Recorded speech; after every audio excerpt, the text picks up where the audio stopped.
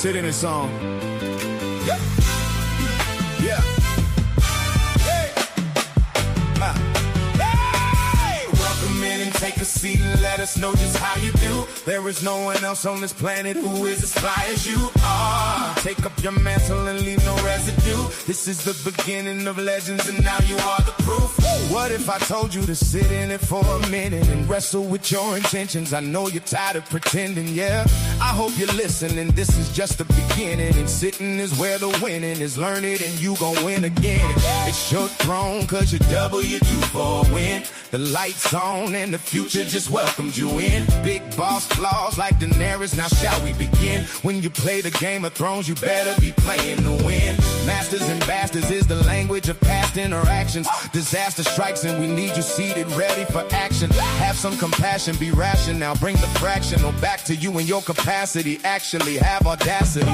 Sit in your chastity, appreciate your masterpiece. Your masterpiece is how you piece together all the recipes. They can cook it up and dish it out, but they will never be the you we need. So please concede, it's time for you to take your seat. Wow. Take a seat and let us know just how you do. There is no one else on this planet who is as fly as you are. Take up your mantle and leave no residue. This is the beginning of legends and now you are the proof. Welcome in and take a seat and let us know just how you do. There is no one else on this planet who is as fly as you are. Take up your mantle and leave no residue. This is the beginning of legends and now you are the proof. Welcome in and take a seat and let us know just how you do. There is no one else on this planet who is as fly as you are. Take up your mantle, leave no residue. This is the beginning of legends and now you are the proof. Welcome in and take a seat and let us know just how you do. There is no one else on this planet as fly as you are. Take up your mantle and leave no residue. This is the beginning of legends and now you are the proof. Can I talk to somebody this afternoon who's had to wrestle with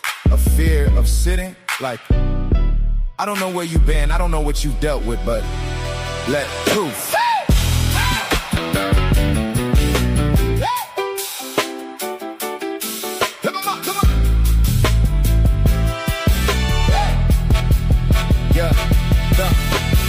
Welcome in and take a seat and let us know just how you do. There is no one else on this planet who is as fly as you are. Take up your mantle, leave no residue. This is the beginning of legends and now you are.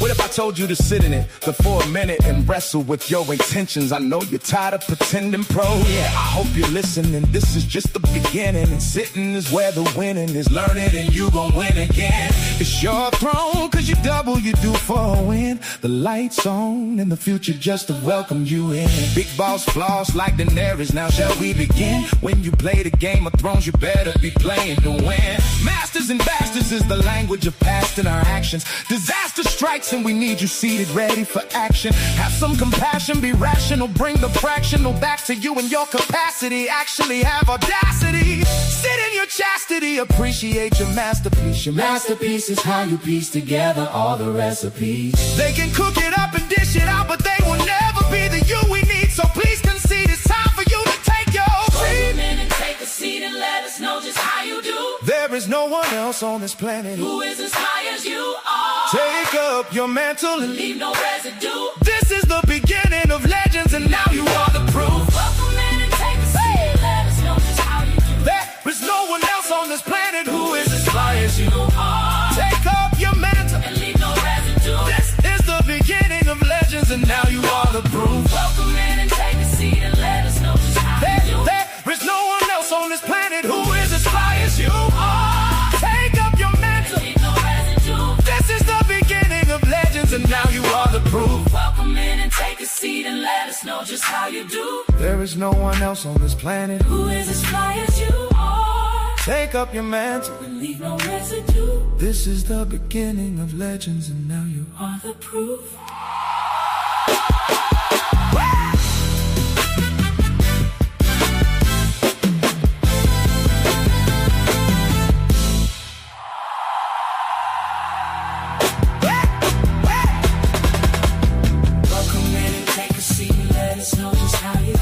There is no one else on this planet who is as fly as you are.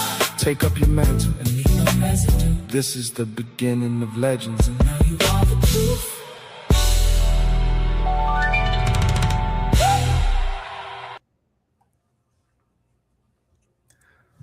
Good morning. Welcome everyone to Sunday Sessions. Whether you're joining us live on our YouTube stream, watching a replay, or joining from the global campus, or perhaps participating through a local watch party. Welcome, welcome, welcome. This Sunday Sessions are our weekly touch point, a place to connect and to find community, and a place for creating conversation. And just to clarify, we have our mission of Bridge City is to help people connect better, to build better, and to live better. And I have with me today Julian. So Julian, if you'd like to take it from here. What's up, Mark? Bridge City family, YouTube, space, Facebook, everywhere. Welcome in. We are Bridge City. This is Sunday Sessions. Like Mark said, connecting better, building better, and living better is the mission of Bridge City. And our values behind that drive it is being forward-thinking, people-centric, and life-affirming. So connecting those values with today's conversation will really allow us, to be present, remembering about, living out those specific things, and taking the agency to, make that happen. Yeah, and just to continue with that, our Bridge City's primary why is that people matter, that you matter, that all of you, every one of us matters to each other. Absolutely. And this is not a place for forced certainty.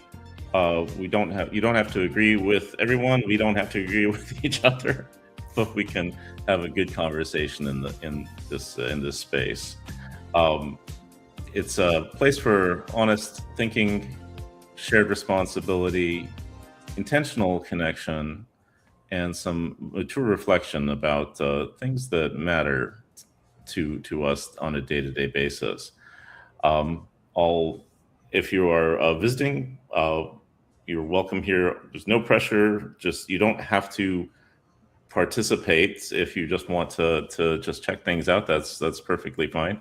But we also hope that you can join us in the conversation and become a participant, and while you're here in the room. Yes, and specifically for the first-time visitors, the first-time guests, welcome to Sunday Sessions. Welcome to Bridge City.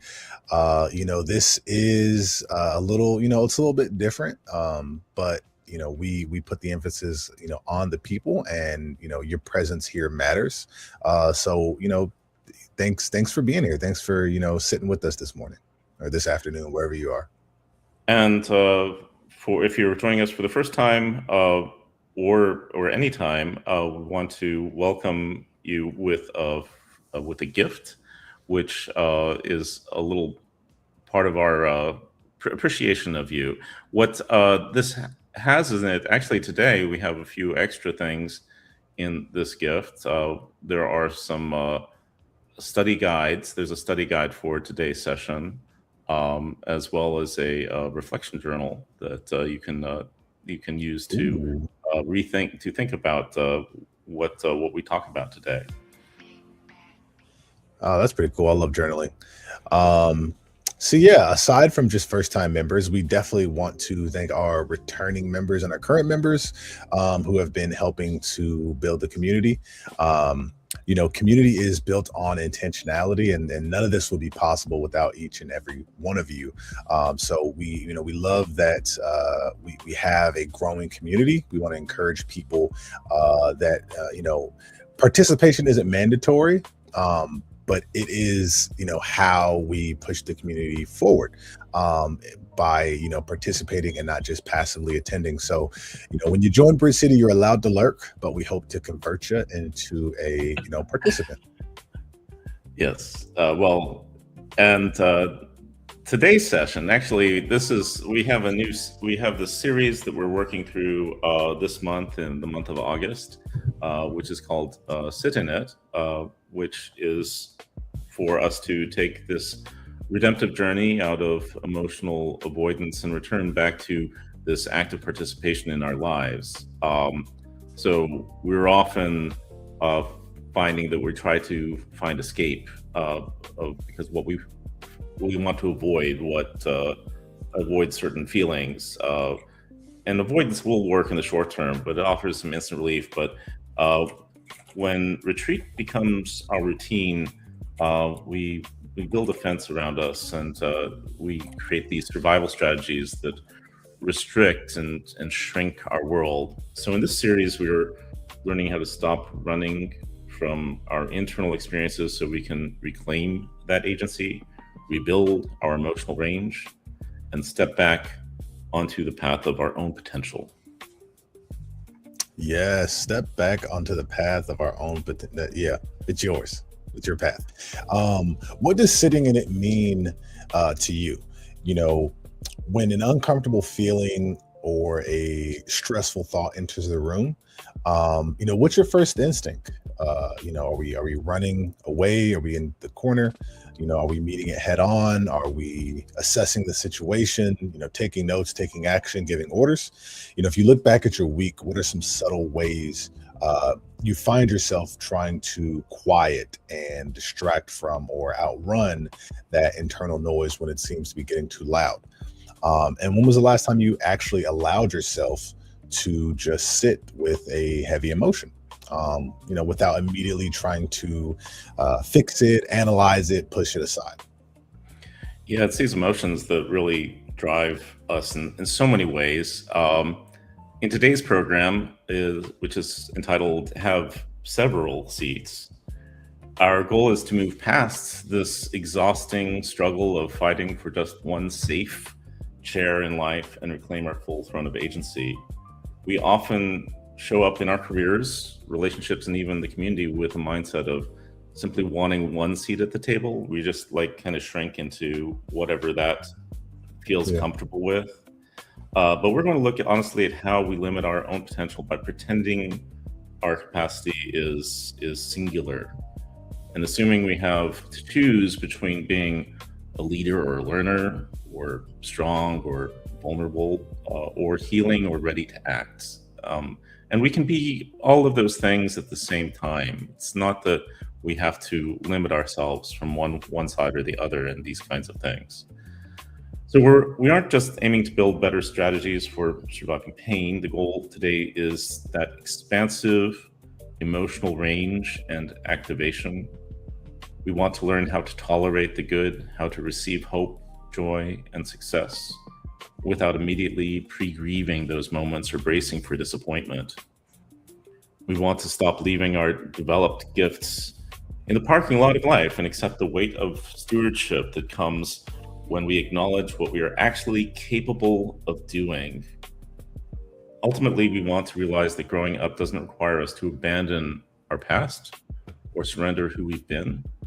It simply reveals that we have the capacity to pull out another chair and occupy several seats at the table of our own lives. Yeah. Ooh. I don't want to sit in that. If you are, if you look at your life right now, what's the hard seat, the difficult conversation, or the boundary and quiet feeling that you've been doing everything to avoid actually sitting in? If that's something you feel comfortable with, drop, a couple words in the chat. We don't need to hear your life story. You don't have to give your business, but if it's, the kids, or if it's, work, just drop that in there. Let us know what's going on. If you had to sum it up in just, one word, what does sitting in it look like for you?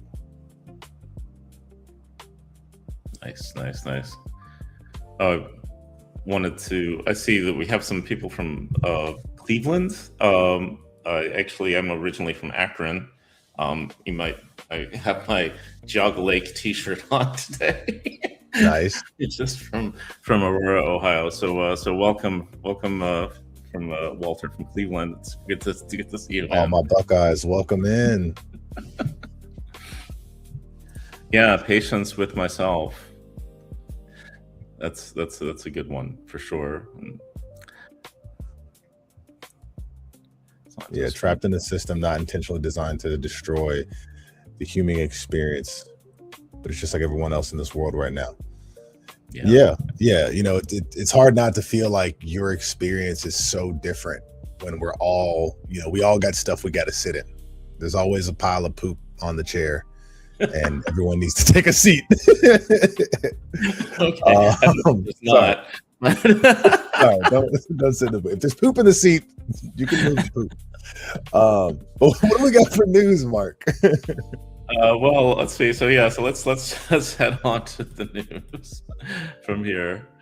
So this is again, welcome today for to our next session. You really just got me there, Julian. Sorry. Again, my name is Mark Russell. I'm acting head of operations here at Bridge City. And we just want to welcome you in again today, and we're going to go through a few little items of things that are coming up this next week, and or more than just this next week, over the next few days, and into the next month. So, Julian, if you want to take it from here. Yeah. So we have the global campus is still under construction. We have the lobby as a one-stop shop for navigating the Bridge City experience. The lobby will help you find welcome center, event center, business center, and other expanding campus areas. Yes. Sorry, I'm still running. Whatever. We just would like to see you join us on the global campus and explore a little bit. There's lots of different places to check into. Specifically, you can check out the lobby. Actually, am I taking over from you? No. Check the lobby, and from the lobby, there's some good places to connect, introduce yourself. We have some introductory classes from there. You can also find clubs and events, all kinds of different things going on the campus. Yeah. And then we're talking watch parties. The watch parties are a great way for you to physically, have that community with your Bridge City family. It is a chance and an opportunity to get together and watch the Sunday sessions in person, having, live reactions, with friends, kind of like, watching a movie at home by yourself versus, with friends out on a Saturday night. So if you've ever watched Sunday sessions and wished, man, I wish this was happening in my city, hey, if there are other people, drop down, where you're watching from. And if there's other people around you, you never know, a small in-person gathering to watch Sunday sessions could be a very meaningful conversation and a way of building relationships around Bridge City's mission and message. Oh, welcome from South Carolina. Nice to see you here in the house. Yay! Yeah. Also, Chicago, North Georgia, lots of different places. Denver, Oakland. Yeah, it was great.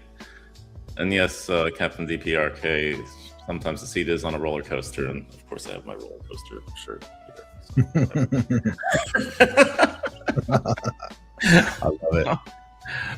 But yeah, so watch parties are a first step. We're trying to create more meaningful personal connections and to create campus environments.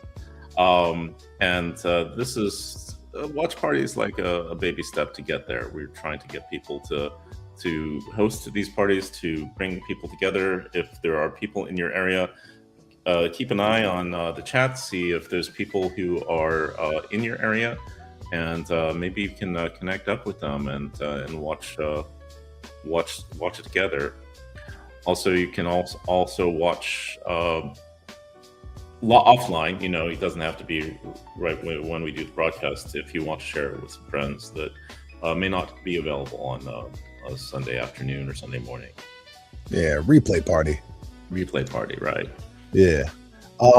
Movie nights. We have a movie night coming up. We do movie nights here at Bridge City once a month. We pick a movie to watch and we do a discussion on it, reflect on and how it spoke to us and whatnot afterwards.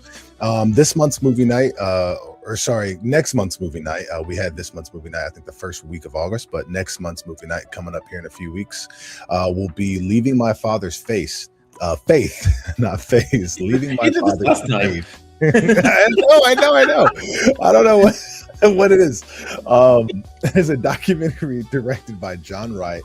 It chronicles the deconversion of Bart Campolo, the son of a renowned evangelical pastor and author, Tony Campolo, and explores how the two navigate the relationship following Bart's transition from Christian ministry to secular humanism. We want to. Yeah, no, definitely. I mean, that is something that probably a lot of people here can, relate to. Maybe not everyone has a parent who's a minister, but many people may have come up in church or religious circles. So, we've got the details on the screen. September 6th, 8 p.m. Central Time. Remember, we are a global campus, so time zones, be very, very attentive what time things are, but the Bridge City app will convert it for you. So have you guys seen or heard of this movie, Leaving My Father's Faith? Make sure I say it right that time. All right. Actually, no, I haven't seen this, and it looks interesting. It's only an hour and 19 minutes, so it's kind of a short watch, which gives us plenty of time for conversation afterwards, which we better. So it's a shame that nowadays an hour and 19 minutes is a short. That's a 2-hour movie, and that's a short. You know what I'm saying? Like because so many. Anyway, all right. It's a whole nother rant I have. So this let's take a look. Let's move on to our club spotlight. This month we are spotlighting both the Deconstruction Club and the Politics Club. We had some really great events this past week for the Politics Club and Deconstruction Club, I believe, and we are having some things coming up. There's Nuts and Bolts on Tuesday, the 18th. I don't know if I have. Do you have some details, Julian, on what the Nuts and Bolts is going to be? Not this one, but I know I've gone to one, and in general, Nuts and Bolts are just great for like getting into the nitty gritty of what deconversion looks like. I think especially because a lot of people, maybe going through it, and there's going to be, obstacles and roadblocks that pop up that you may expect, and there may be things you may not expect. So I think the Deconstruction Club and Nuts and Bolts is great for kind of offloading and understanding that, like, hey, everybody goes through this stuff, and also like maybe seeing some stuff ahead of time, like if you've been thinking about it but you don't know what to expect. This could be a great, like stepping stone to help you along in that process. Beautiful. Yeah, and also of the events that we had this past week, there's I believe that you can go and see a replay of some of these events to take a look at. If you want to just check out what we've been talking about, you can always go back and play a replay. Actually, I have to find out where the replay is because I don't know exactly where that's at. But I believe the replays are like posted in the club somewhere, right? Or on the event page. On the event page, yeah. Okay. I believe so. Because I had to ask about this the other day because I was like, wait a minute, I want to see these replays. Like if Yeah, exactly. So I believe they are posted to the event page in the Bridge City app. So if you go to the event that has passed, if it was recorded, it would pop up there. Very good. So if you all are trying to get more involved in Bridge City, this is a conversation over performance, right? Everyone, kind of has a seat at the table, pun intended for today's, maybe more than one. yeah, exactly. Maybe a couple seats. Maybe you might have to, there might be a seat change because, there's several courses, you change plateware and silverware. So maybe we're changing seats too. Like the Mad Tea Party. No. So welcome new members, and if you're new here, welcome. Do we know a number of new members that came up? I have not heard any numbers since the last time, which was a couple weeks ago. But I've been seeing new faces. I've seen some new faces in spaces, and new faces that are adding to the conversation. So that has just been beautiful because I remember I was the new face literally months ago.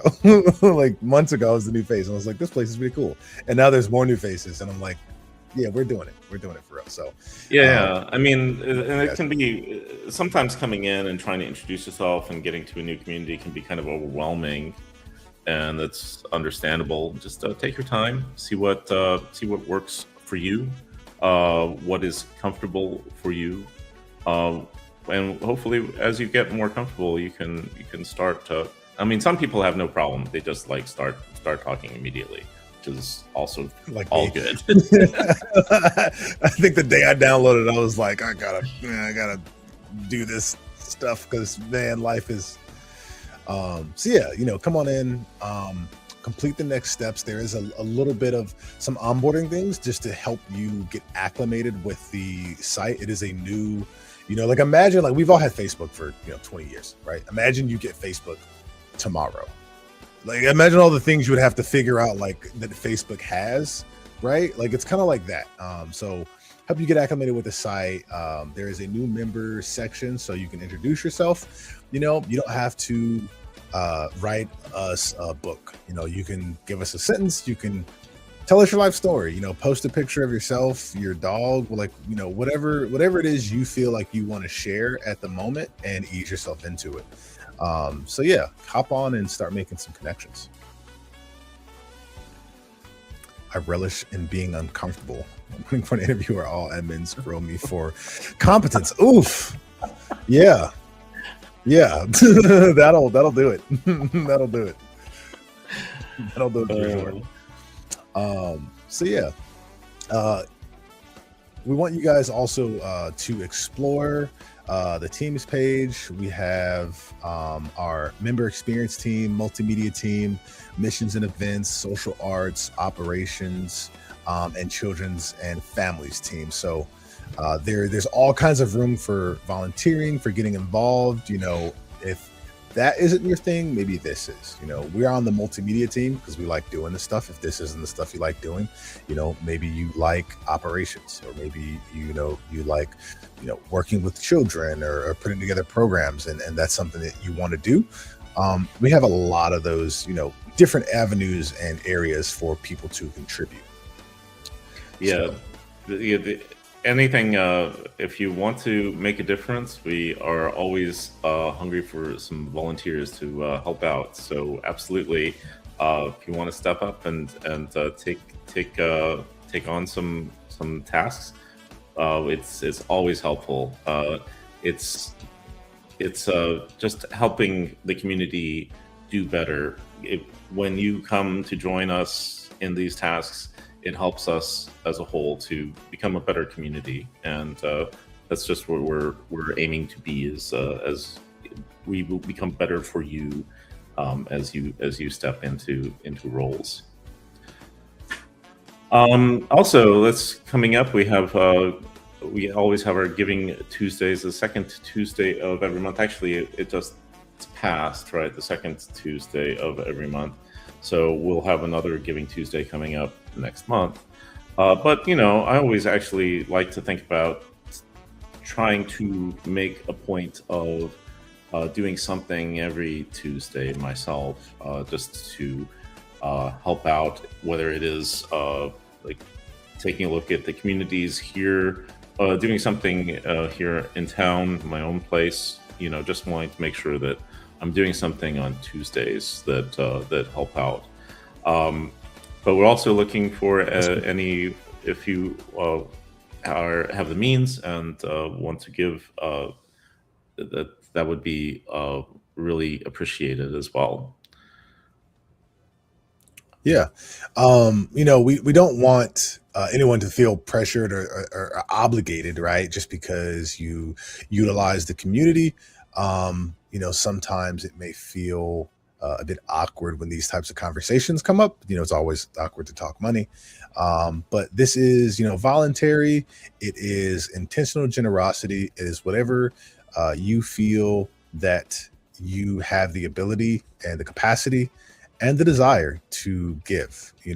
Like if you have the capacity but not the desire, I don't know how much you would really get out of a community that you are reluctantly giving into. But I think most people, that would get involved in something like this would find value in it. Yeah. And Ash just pointed out we had a really great Giving Tuesday this past Tuesday, and we want to thank everyone who did give. Also, just keep in mind what this is used for. All of these platforms and things, to the streaming on YouTube, the platform of Circle itself. These all cost something, so that's really. And also how to advance and make, as the community grows, these things end up costing more over time. So this is how the money actually gets used when you can give. So yes, absolutely. Nothing is free. We don't have the Circle app on a computer at Durante's house, but someone has it at a facility, and it's on a computer. In an air-conditioned warehouse, in a server room that is getting paid for by someone. So, we, just encourage everyone, visit the campus, explore, watch parties, join a movie night, check out clubs, welcome new members. If you are a current member, if you're a new member, introduce yourself and get involved, and support through Giving Tuesdays. Yeah, thank you for showing up today. Share the stream. Remember to share the stream. Don't forget to like and subscribe, and do the things. Yep. Do all the things, and stay in the conversation. We look forward now to Durante joining us for the main conversation here. Thank you, fellas, so much, man. Today just feels good already. It feels good already. This has been just a beautiful opening to today's conversation. Listen, where are you watching from, man? Where are you watching from? As you're coming in, please let us know. We've seen so far we got people in the Carolinas. We have people in California, in Ohio, Canada, Texas. I saw someone saying, "Hey, please expand into northern Georgia." Hey, we see you. We coming. Phoenix, Arizona, always in the building, and that's just such a beautiful thing. I'm so glad, so proud that our community is making a difference in all of the ways that it is, and it truly is a community, y'all. This is not a fan club. This is not a clique. This is not a debate club. This is community. And it takes more than one of us to make this happen. So please, as you're coming in, let us know where you're watching from, because trust me, we're paying attention.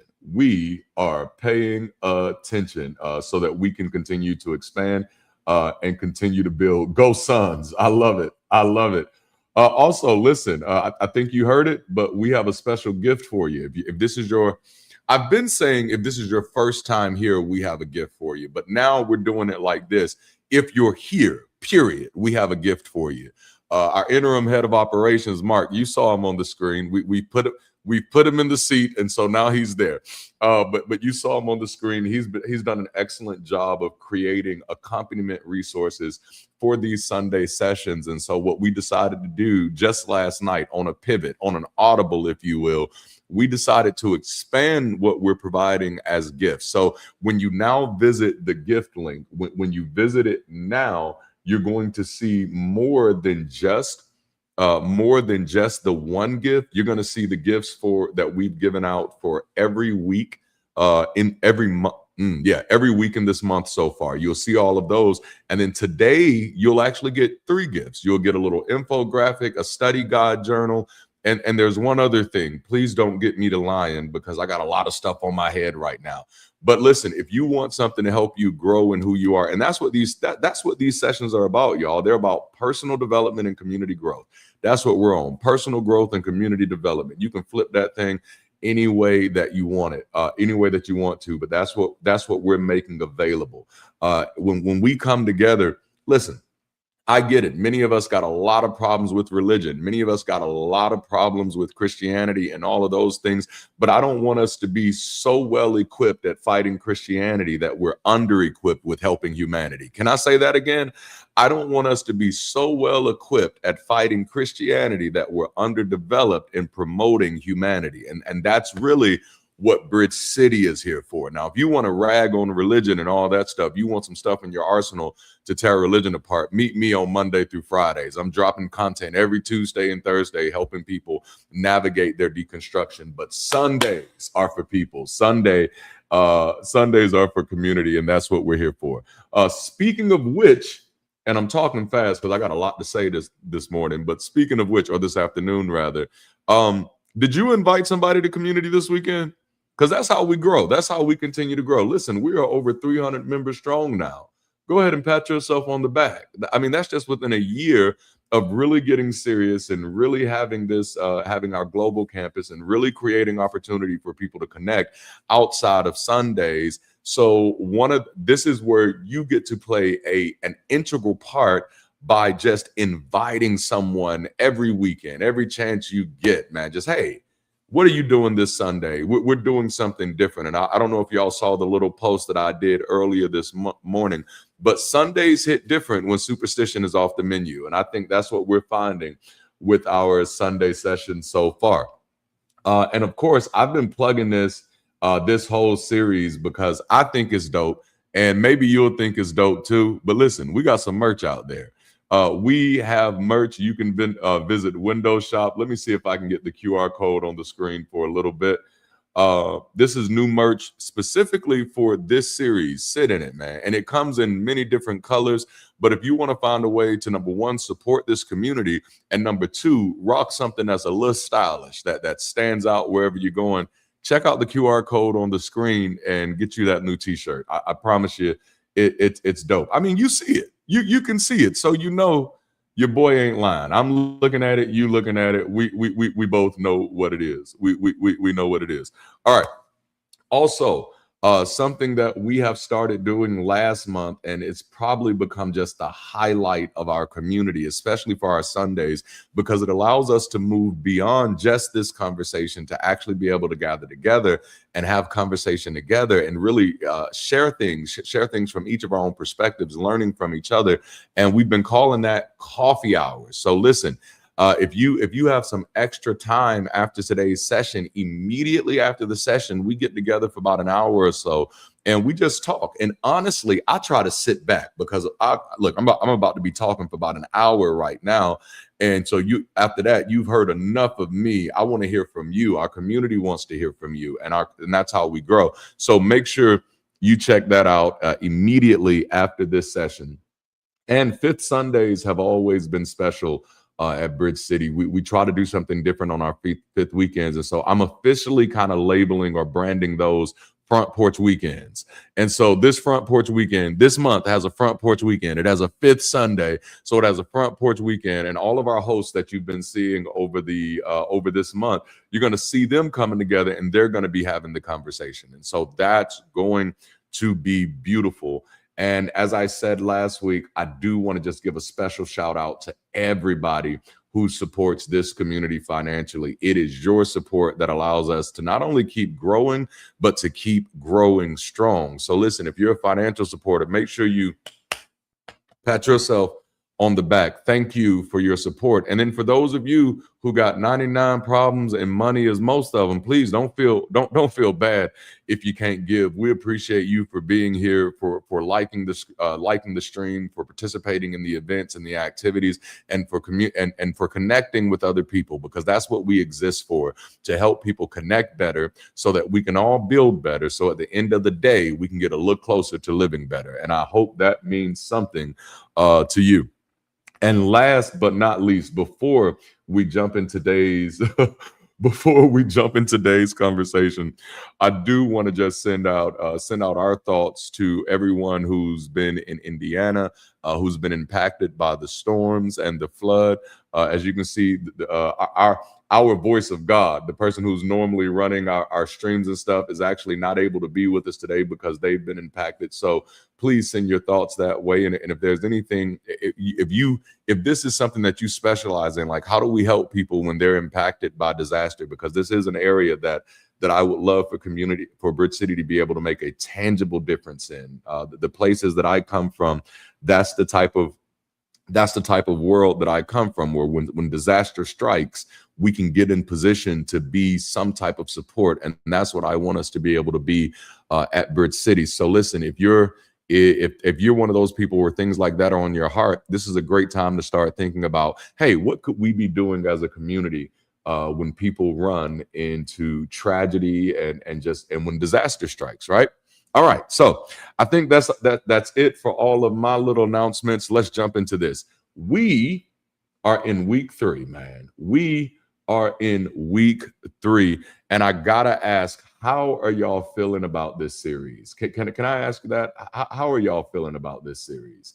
And I got a little poll on the screen, and I love for you to participate in the poll before we move too far. I'd love to see. And for those of you who are new to our polls, if you're new to this, all right, if you're new to our polls, you just type in the number in the chat, which one that corresponds with you. If you're loving it, man, put a 1 in the chat. Just go ahead and drop a 1 in the chat right now. I'd love to see a bunch of 1s in the chat. You see how I'm trying to prod you a little bit? But no, if you're loving it, put a 1 in the chat. If you need more of it, put a 2 in the chat. And if we need to ask you again next week, just drop a 3. Drop a 3 in the chat. Let us know how you are enjoying this series. Come on now. Yeah, and then comment after. Come on now, let us know. I'm gonna give you a little time. Maybe you need to think about it. Drop them in there. Let us know. That's how you participate in the polls in this chat. 1. Thank you. I'm loving that. We got a lot of 1s out there. Come on now. Raise them hands. Come on now. Yes. Beautiful. I'm loving it. This is amazing. Oh man, and we got a super chat, a late Tuesday gift. Thank you, Captain. That is absolutely beautiful. And thank you, team, for calling that out for me, because I dang sure would have missed it. Jude, you are on it. Our director of social arts is on it. Thank you. Y'all are amazing. I love seeing all of these 1s. All right. Yes, come on now. Beautiful. Okay, so listen, y'all. Last week, we explored how emotional avoidance can move from relief to restriction. And we learned that avoidance often works in the short term, which is exactly why we keep reaching for it. Like we keep reaching for it because it works in the short term, right? But what starts as a momentary retreat can become a routine. And then routine eventually starts determining where we go, what we risk, what we say, and here's the big part, how fully we participate in our own lives, okay? So we ultimately discovered that recovery is not about forcing ourselves to confront every emotion all the time. It's more so about rebuilding our range. We're trying to get out of that rigidity and get into flexibility. We're trying to get out of that one-dimensional living, that one-dimensional responding. No, there are layers to you, and we're really going to dive into this today. So we're trying to get into that range, developing enough emotional flexibility to recognize what a moment requires and choose our response instead of automatically trying to escape the discomfort. So sitting in it means learning to feel deeply without allowing every feeling to take control. And I want to say that one more time. I just want to run it back because I want you to, I mean, after all, the name of this series is Sit in It. So guess what I want you to do? I want you to sit in it a little bit. So sitting in it means learning to feel deeply. Yeah, feel deeply without allowing every feeling to take control. Okay, so let's go ahead and jump into week 3. Are y'all ready for this? Let's get it going. I had the incredible privilege of growing up in the 90s, which at one point meant that I was young. And now when I say it, I'm like, dang, that means I'm getting old. But I had the incredible privilege of growing up in the 90s, which has been rightfully dubbed the golden age of cinema and television. And if you disagree, you can argue with your mama. I don't care. No, the 90s was the golden age of television and cinema. I mean, from a television perspective, we got such classics as Living Single and Friends in that order. And some of you who know the story know why I'm stressing in that order. Living Single came first and then Friends. Now, I enjoy both of them, but it just has to be known that Living Single came first. But we also had an incredible family comedy series that gave us a little splash of drama, such as Full House, Fresh Prince of Bel-Air. Come on now, talk to me, somebody. Step by Step. What y'all? Step by Step, day by day. That was my joint. I used to love it on them TGI Fridays. Y'all don't know. We had Family Matters, and these shows, they not only allowed us to escape the mundane routine of everyday living, but they also challenged us to embrace the nuance of doing life with other people under the same roof. You feel me? You feel me? Like they taught us some things, like Fresh Prince. I don't know if you pay attention to me, because I was a latchkey kid, as many people were who grew up in the 90s. I was a latchkey kid. If you pay attention to me, you're going to see some Uncle Phil. You're going to see some Uncle Phil. You're going to see some Will Smith. And you're also going to see some Carlton Banks. You're going to see a little bit of all of that because I was so shaped by who these people were. Somebody just said they painted Shownuff, and I almost jumped out of my seat. Shownuff was the guy. Maxine, come on now. What? You better, y'all. But the movies of the 90s hit differently.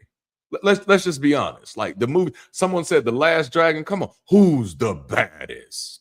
I think I reference The Last Dragon at least once a month in a video because it was so impactful. The movies of the 90s, they hit differently, y'all. Let's go down memory lane for a few seconds. There was the classic story of the enigmatic duo Ellis Boyd Red Redding and Andy Dufresne. Who would have thought that an institutionalized contraband smuggler and a wrongfully convicted banker would be the perfect characters to explore such intimate ideas of hope and mutual salvation in the context of the Shawshank State Penitentiary? Oh, I learned me something there.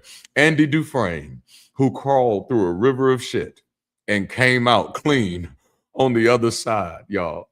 But the 90s, they didn't leave us at Shawshank. No, in 1993, we were given the opportunity to peep in from a peripheral as the industrialist Dr. John Hammond invited a handful of experts to visit his theme park of cloned dinosaurs, aptly known Jurassic Park. And, you know, every time I say it, I just want to say dinosaurs because that's how the little cartoon guy, you know, he said dinosaurs, you know.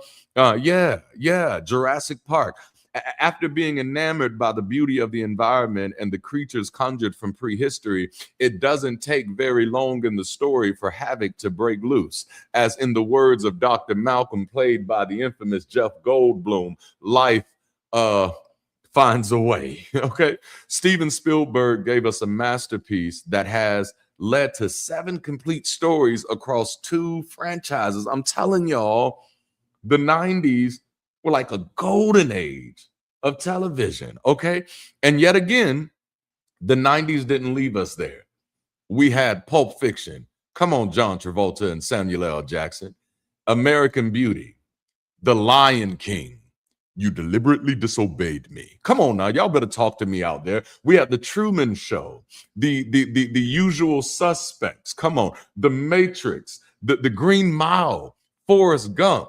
Life is like a box of chocolates. Sometimes you get the ones with the coconut in the middle. That's my adaptation of that one. We had Mrs. Doubtfire, which that movie transformed me deeply. Okay, we had Schindler's List. And the list literally goes on and on and on, okay? But in the middle of all of these incredible classics, a 35-year-old Eddie Murphy dropped the irreverent classic that centered the plot around the kind-hearted, morbidly obese science professor, Sherman Klump. Sherman invents a genetic weight loss serum to win the heart of graduate student Carla Purdy, played by she who shall not be named. All right, we're just going to leave that there. Now, the 1996 movie was actually a remake of the 1963 original featuring Jerry Lewis playing the role of Professor Kelp. You know, a little name difference there.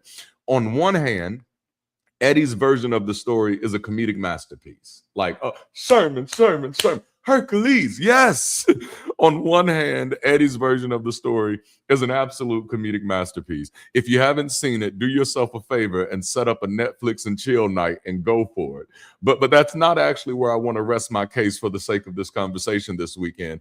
I instead want to focus on how Eddie, in the spirit of such greats as Peter Sellers, Tony Randall, Jerry Lewis, and Alec Guinness, literally came to the table prepared to play 7 different characters. Somebody just caught the zag, all right?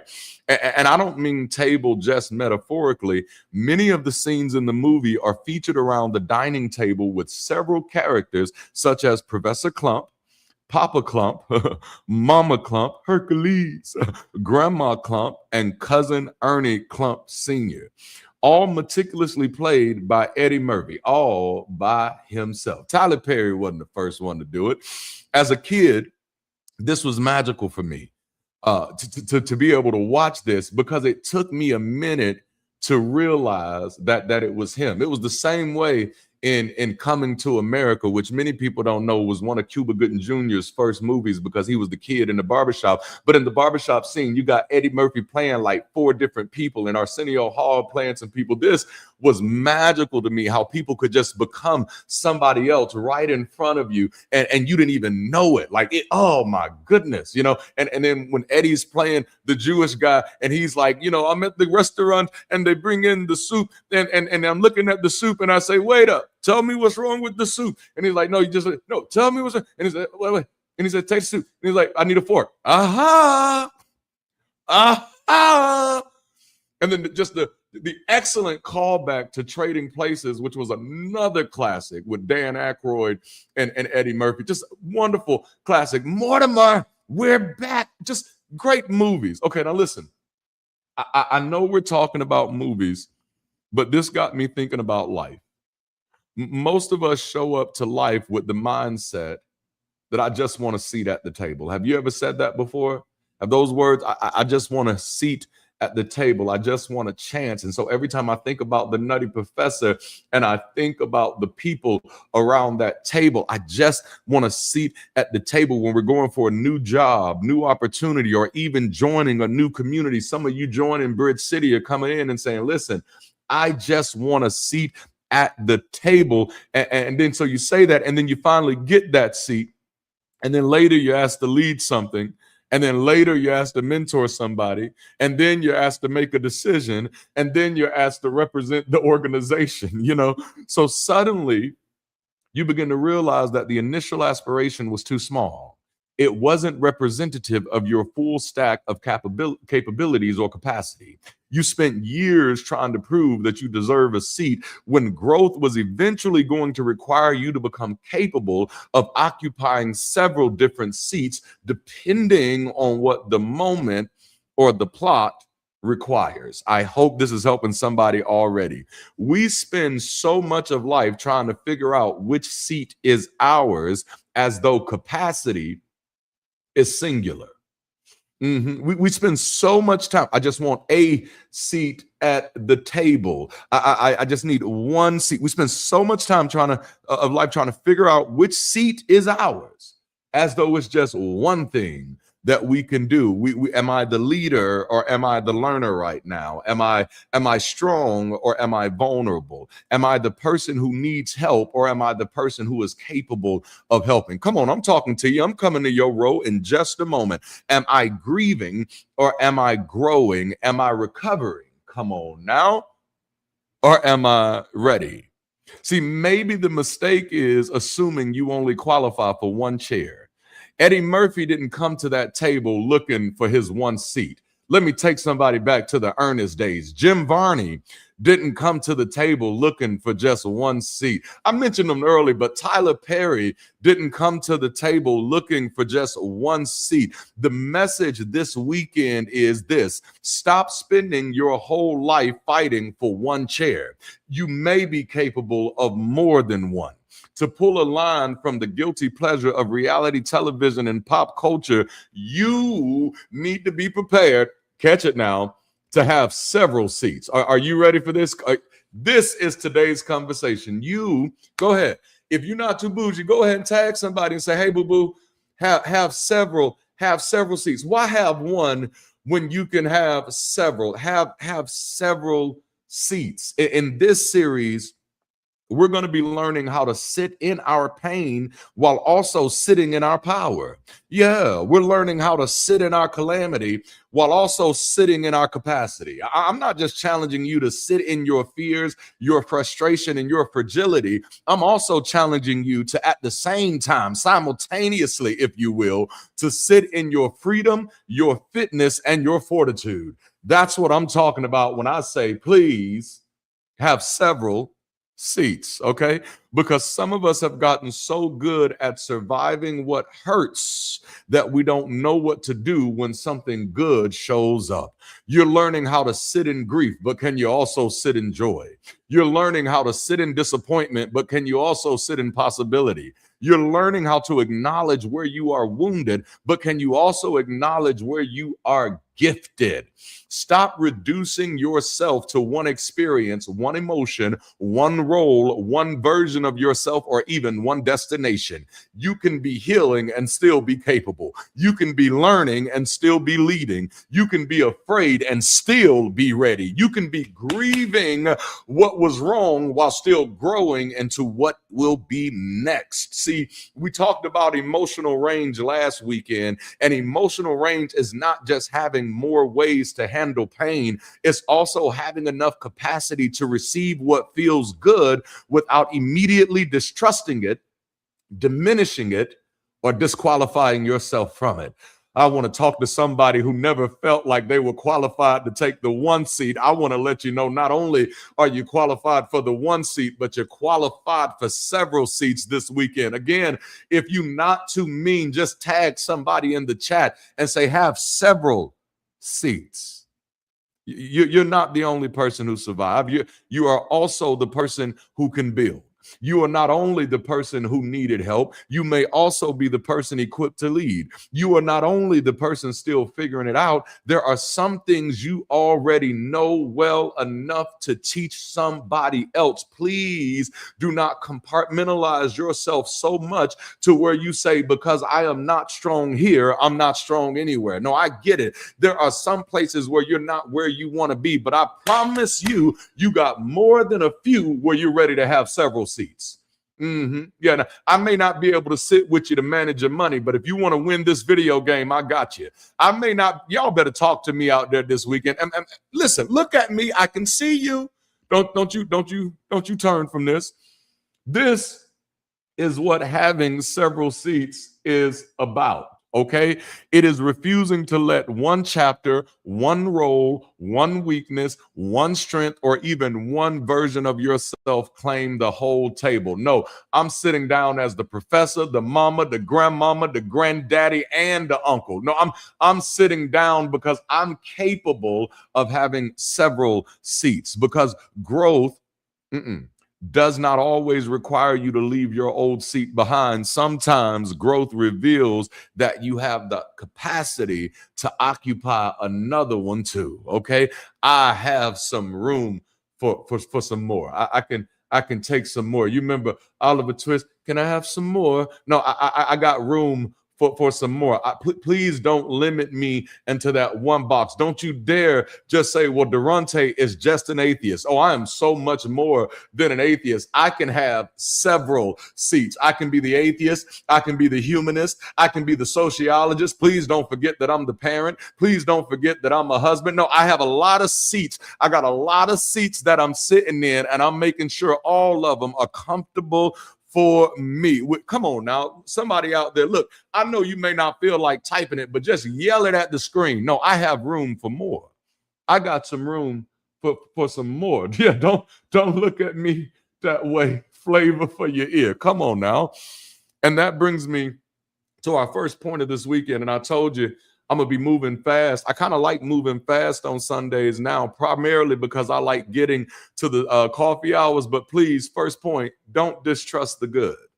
If you're a note taker, this is a great place to write something down. Don't distrust the good. I get it. Life gets hard sometimes. You've been disappointed a lot. You've had people who have let you down. You've gotten your hopes up a few times before, only to watch things just be shattered and fall apart. But if I can encourage you with anything this weekend, the first thing that I want to encourage you with is don't distrust the good. No, I know you have been through hell and high water. Hell, sometimes you've been the hell and the high water. Yes, but I came to remind you, don't distrust the good. No, I get it. You got some darkness in you. You got some things in you that you are not exactly proud of. And sometimes it makes you feel that you don't deserve one seat at the table, let alone several seats. But I'm here to encourage you this weekend. Hey, don't distrust the good. This weekend, we're diving into something that does not nearly get as much attention as avoiding pain. Positive emotion avoidance. Now, many times when we talk about emotional avoidance, we talk about avoiding the negative emotions. I don't want to feel the shame. I don't want to feel the guilt. I don't want to feel the disappointment. And let's be real, many of us do that to ourselves. We like we kind of talked about this in our last coffee hours. One of the things that I do, and look, I'll just get naked so you don't have to. One of the things that I do to avoid negative emotions is I work myself. Like if I don't want to deal with shame, pain, disappointment, disillusionment, disenfranchisement, discontentment, and all the other disses out there, if I don't want to deal with the disses, I just get busy. But negative emotions are not the only emotions that we avoid.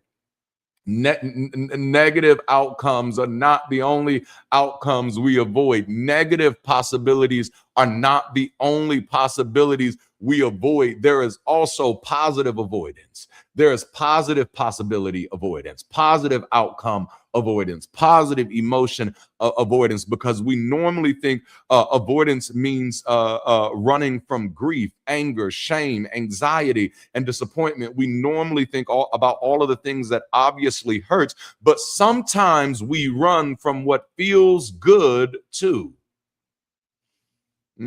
See, some of you are running from a relationship right now because it just feels too good to be true. We don't just run away from the things that hurt us. We run away from the things that might give us hope because we're afraid of losing it. Okay. Yeah, man. We run away from joy. We avoid hope. We avoid pride. We avoid excitement. We try not to get, we try to avoid anticipation. And that sounds strange until you realize that every positive emotion creates something pain does not require. Every positive emotion creates something that pain doesn't require, and that's stakes. Yeah, positive emotion increases the stakes. If I actually allow my hope to get attached to this, let's talk, man. Like if I actually feel good about Bridge City and I think that it's going to be something that's going to be incredible, something that's going to be life changing, that raises the stakes in my life. And then the moment I allow myself to hope, I've admitted that I care about what happens, and that raises the stakes. If I care about what happens, then if it doesn't happen, then I'm hurt. Mhm. The moment I allow myself to love, I've admitted that there is something that I could lose. The moment I become excited, I've created the possibility of disappointment. The moment I finally experience peace, I become aware of how badly I do not want chaos to return. We often do this strange thing where something good happens, and before we've even finished experiencing it, we start preparing for its funeral.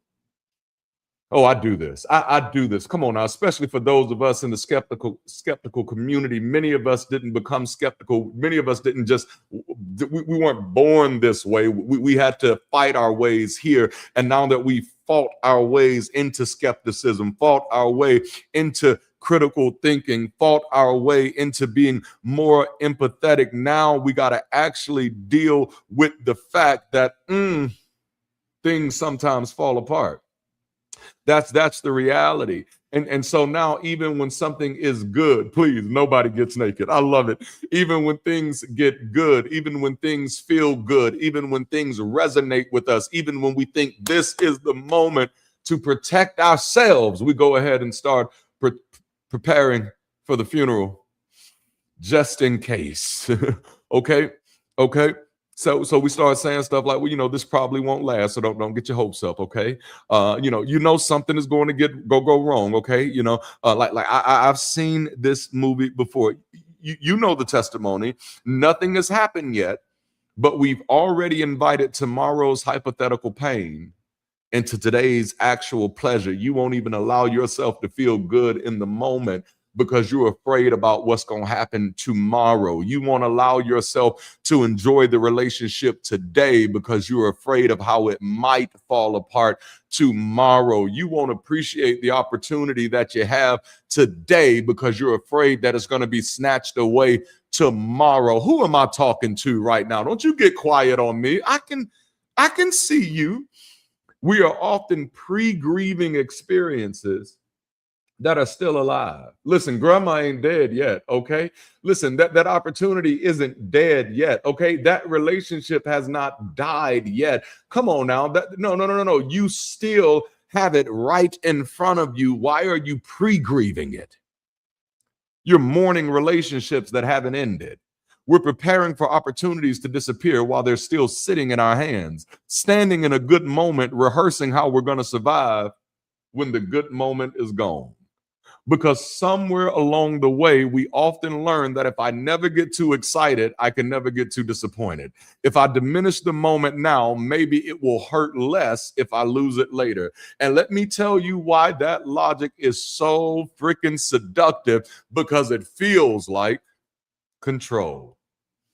That's me. See, like, that's me. I need to be able to control the outcomes. One of my favorite people in the world to talk to is my oldest son, and we just took him to college yesterday, and so I got to be on a road with him for like 3 hours as he and I are headed up, and my wife was following us behind, and so I'm sitting in the car with him and just hearing him talk, and I'm like, man, like, I have matured so much trying to be a better father for him, because I'm an emotionally passionate person. I feel my emotions very, very, like, I feel them. They fill up my whole body, and I've had to temper them because I've wanted to be a better example. I've had to temper them because I don't want to always be flying off the handle. But what I'm beginning to realize now is that what started as wisdom is becoming control.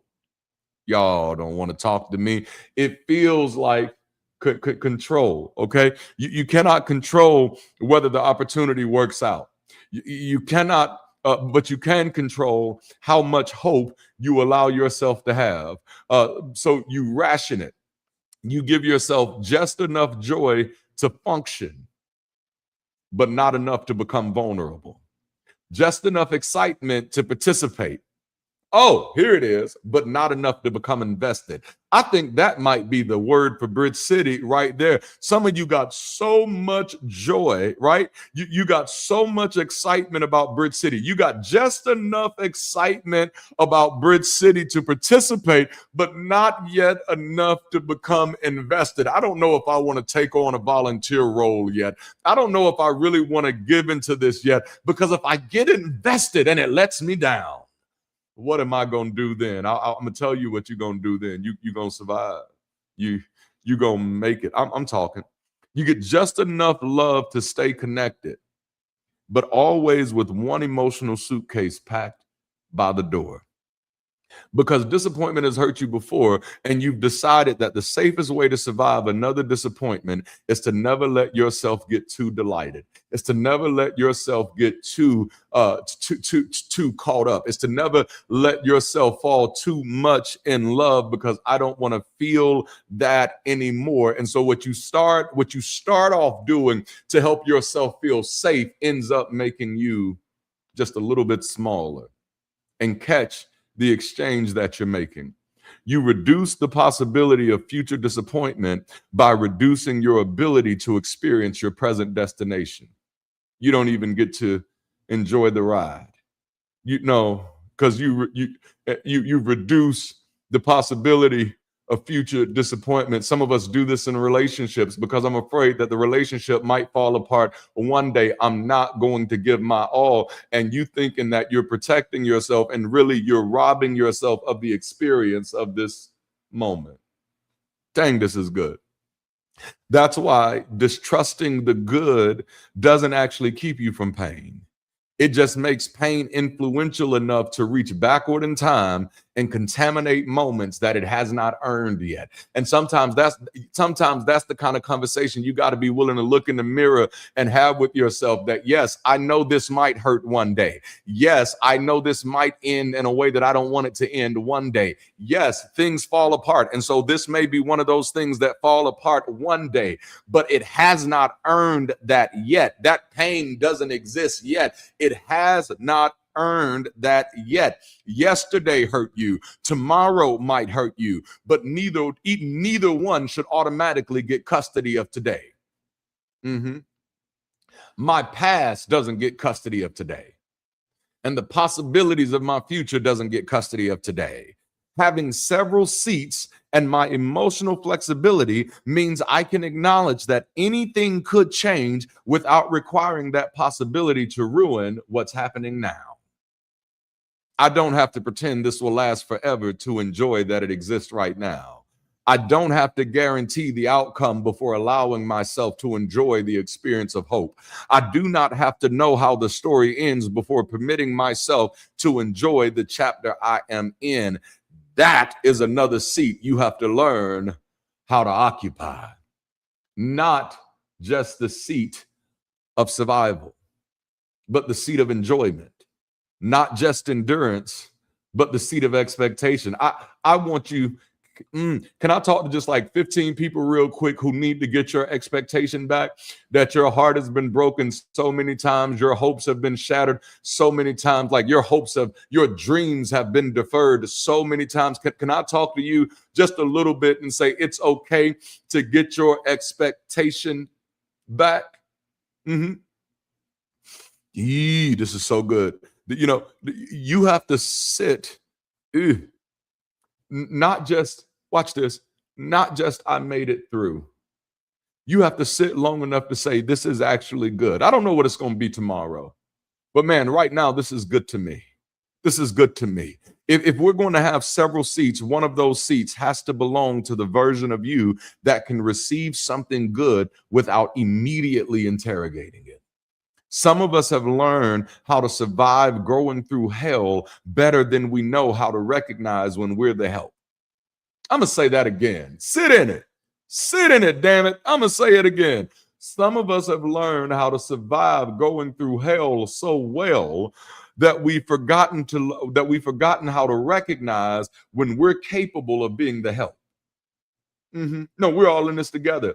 And this is actually what brings me to my second point. And I hope you're ready for this. Shout out to Accra, Ghana out there. Yeah, West Africa. Come on now. Don't diminish the gift. Next month's next month's series is going to be called Gifted. Yeah, don't diminish the gift. Don't diminish the gift. Don't you dare let go of superstition only to diminish the giftedness of who you are. Don't diminish the gift. Here is what made Eddie Murphy's performance so remarkable to me. He did not just have the range, and bruh, man, oh my goodness, he had the range. He trusted the range enough to put it at the table. And I just got to give a major shout out to the people who are joining Bridge City and who are helping Bridge City be what it is, because most of them are having several seats. Come on now, y'all tell the truth. Go ahead and tell the truth out there in the chat. Ashley has several seats. Jude, several seats. Mark has several seats. Julian is picking up several seats right now. Come on now. No. You got to trust your range enough to put it at the table. See, that's a different conversation, because you can possess capacity and still never give it an opportunity to show up. That's one of the most heartbreaking things in the world to me, is when I get to sit down and talk with people for real, face to face, just really get to hear people, and I hear them limit themselves to just one seat. And I'm like, what? You think you just at one seat? No. When I listen to your story, when I hear who you are, when I see what you're capable of, how dare you let American society resign you to just one seat? Oh, you bigger than that. You got that real big back energy. You gonna need several seats. There is more to you than just meets the eye. See, you can know there is more in you, and keep sending the smallest version of yourself into every room. I don't mean to step on your toes. I'm just talking. I'm talking because I think this helps us. It helps me. I do it. I can know that there's more in me, and I'm still sometimes going to keep sending the smallest version of myself into every room, because sometimes you're afraid of somebody saying, well, who do they think they are? I'm the person here to occupy several seats. You can have the ideas, the instincts, the experience, the creativity, the leadership, the voice, and you can still keep waiting for somebody else to tell you which parts of yourself you are allowed to bring. At some point, you have to trust your own capacity, not because you've mastered everything, not because you cannot fail, but because you have enough evidence to stop treating your potential like an unverified rumor. Your capacity keeps showing up. It's been proven. You verified it. You can trust it because you can trace it. All right. Eddie could have played Sherman Klump, collected his check, and gone home. But the gift was bigger than one character, so he let the gift take up more space. Can I tell you that your gift is bigger than one character? I'm already in September. I'm sorry, but your gift is bigger than one character. Your gift is bigger than just one identity. Your gift is bigger than just one profession. Your gift is bigger than just one opportunity, okay? So let it take up some space. Yeah, some of you need to let your gift take up more space. Show up to the table with everything you've developed. Stop leaving parts of your capacity in the parking lot because you're afraid the room might think you're doing too much.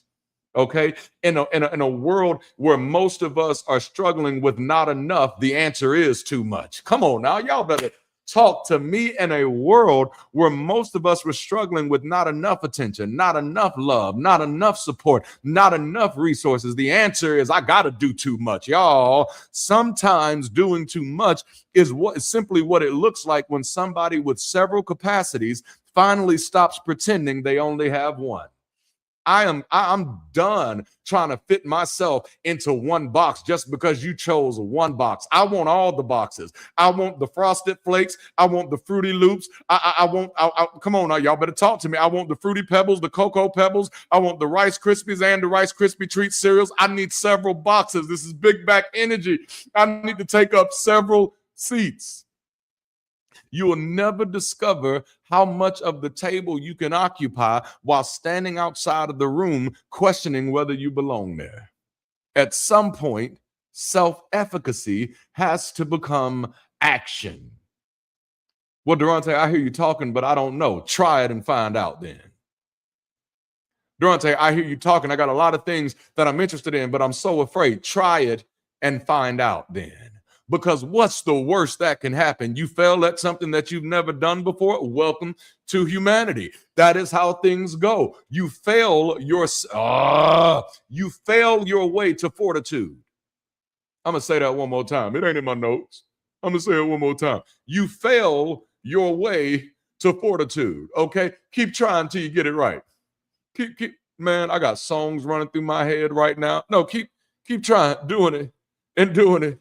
And doing it while keep trying until you get it right. Self-efficacy has to become action. Oh, I love that. People don't like it when you occupy too many seats. I've dealt with that my whole life. So Durante just think he's smart now. And he can sing. And he can play the piano. And now he out here writing fiction novels. And he writing self-help books. Who does he think he is? I think I am Durante Lamar Martin, and I am here not to just sit in one of the seats. I mean, forget it. If you're not going to have that seat, I might as well have the seat. Ain't no need of having any empty seats in here. Listen. I'll be traveling to California at the end of this month. And when I'm on a plane, y'all, listen to me now.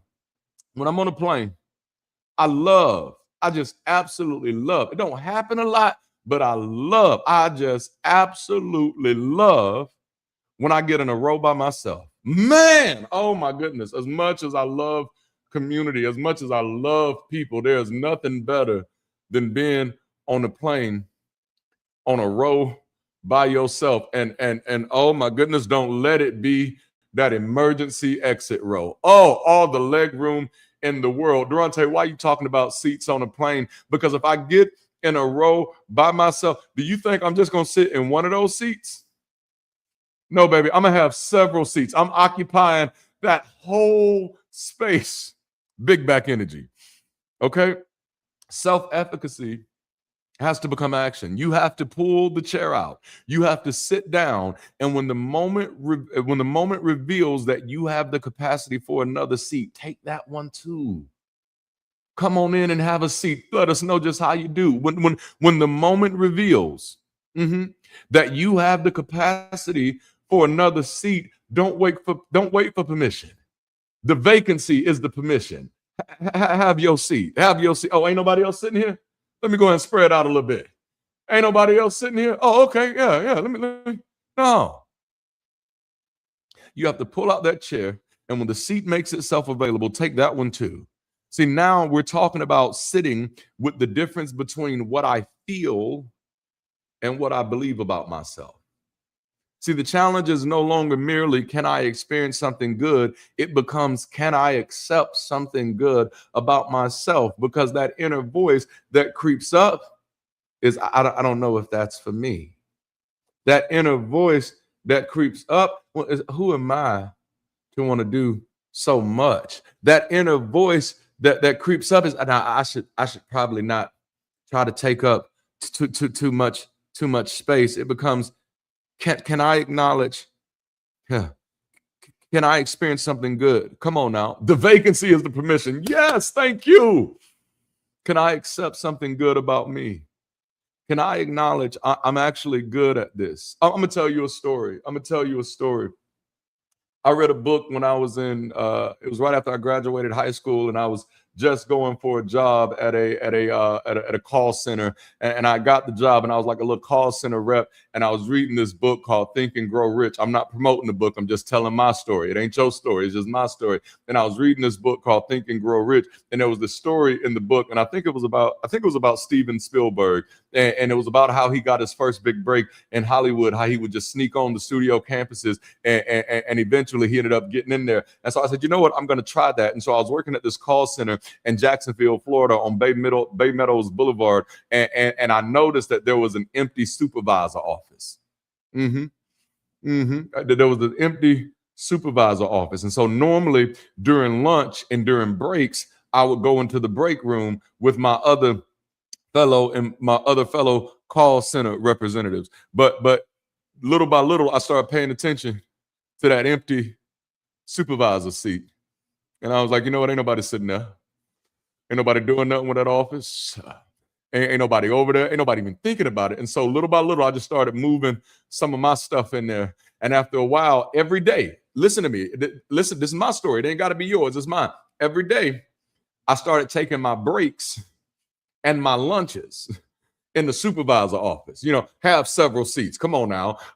So I'd move from my call center seat and I'd go into the supervisor seat. The vacancy was the permission. Yeah. Ain't nobody else sitting there. I ain't hurting nobody.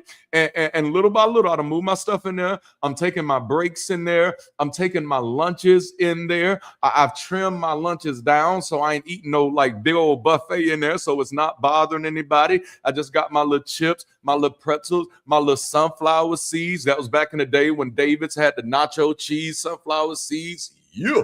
You don't know nothing about that. And so like I'm sitting in there, eating my little lunch, eating my little cup noodles. And eventually, because this is around the time that many of the other supervisors are also on their breaks. And so they're outside taking their smoke breaks and stuff.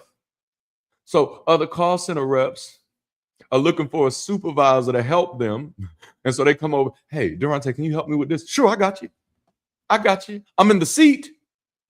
I got you. Come on. I got you. And then after a while, one day, the big boss came in. He came in from Atlanta, Georgia. I remember because I'd never seen him before. And when he walked in, I was like, who is this? And why is he wearing the jersey? And they were like, he's corporate. And I'm like, he's corporate, but he's wearing the jersey. I was flabbergasted because that's not how I was raised. I wasn't told that you could be corporate and be wearing a jersey. And don't get me wrong, he had a button-up shirt on. He had slacks on, but he was wearing a jersey over it. It was dope looking. I just wasn't ready for it. But I was also terrified because I was like, oh, snap. Somebody about to find out that I'm in a seat that I'm not supposed to be in. Somebody's about to find out that I've taken advantage of this vacancy. So somebody's about to find something out about me. And so I'm like, oh, snap. And he comes in and he's shaking hands and he's walking over to everybody. And then he says, all right, y'all, I'm about to head out, but I need to meet with all the supervisors before I go. And so all the supervisors get up and they go over and he's leading them out the room. And then all of a sudden I am called my name. He said, hey, you, Durante? Yeah. Come on, we're having a supervisors meeting. Me? Yeah, come on. And so that's how I ended up getting my first promotion on a job, by finding a vacant seat and feeling like, no, I can occupy that one too. I can occupy this call center seat and that supervisor seat. And y'all don't have several seats. I got plenty more stories like this. The question is, can I accept something good about me? Can I acknowledge I'm actually good at this, that I earned this, that I have grown? Do I have to wait for somebody else to tell me that I'm good at this? Do I have to wait for somebody else to qualify me? Hell no, I can qualify my damn self. I wish I was talking to somebody out there. I can lead this. I'm qualified. I can learn that. I am capable of occupying more than one role that I've assigned myself. Come here, Jon Snow. We've been talking about Game of Thrones and House of the Dragon all month long. Jon Snow, I hear you saying that you don't want it. I don't want it. I've been hearing you say that you don't want it, but I'm concerned that your wants have been shaped by where society has placed you, not by who you've actually shaped up to be.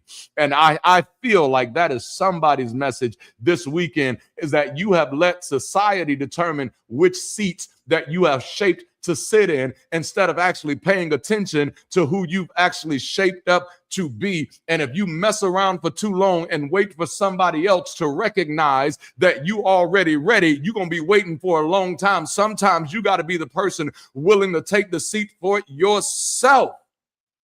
This is where self-efficacy enters.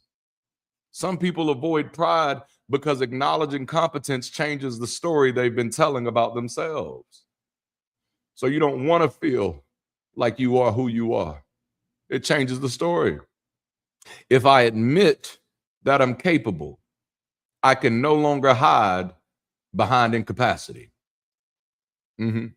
If I admit that I'm actually competent enough to do this, I can no longer afford the luxury of weaponized incompetence. Nah.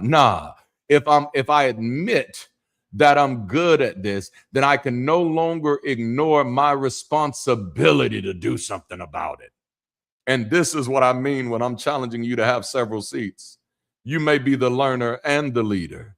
You may need support and already be capable of supporting others. And let me just stop there real quick and run that for a minute. Let's run that rabbit back just for a moment. You may need support and still be capable of supporting others. Because one of the things that I find when people is that when you're going through a difficult time, when you're going through a time that you feel like you need support, you get this thing in your mind where you think because I need support that I'm incapable of supporting.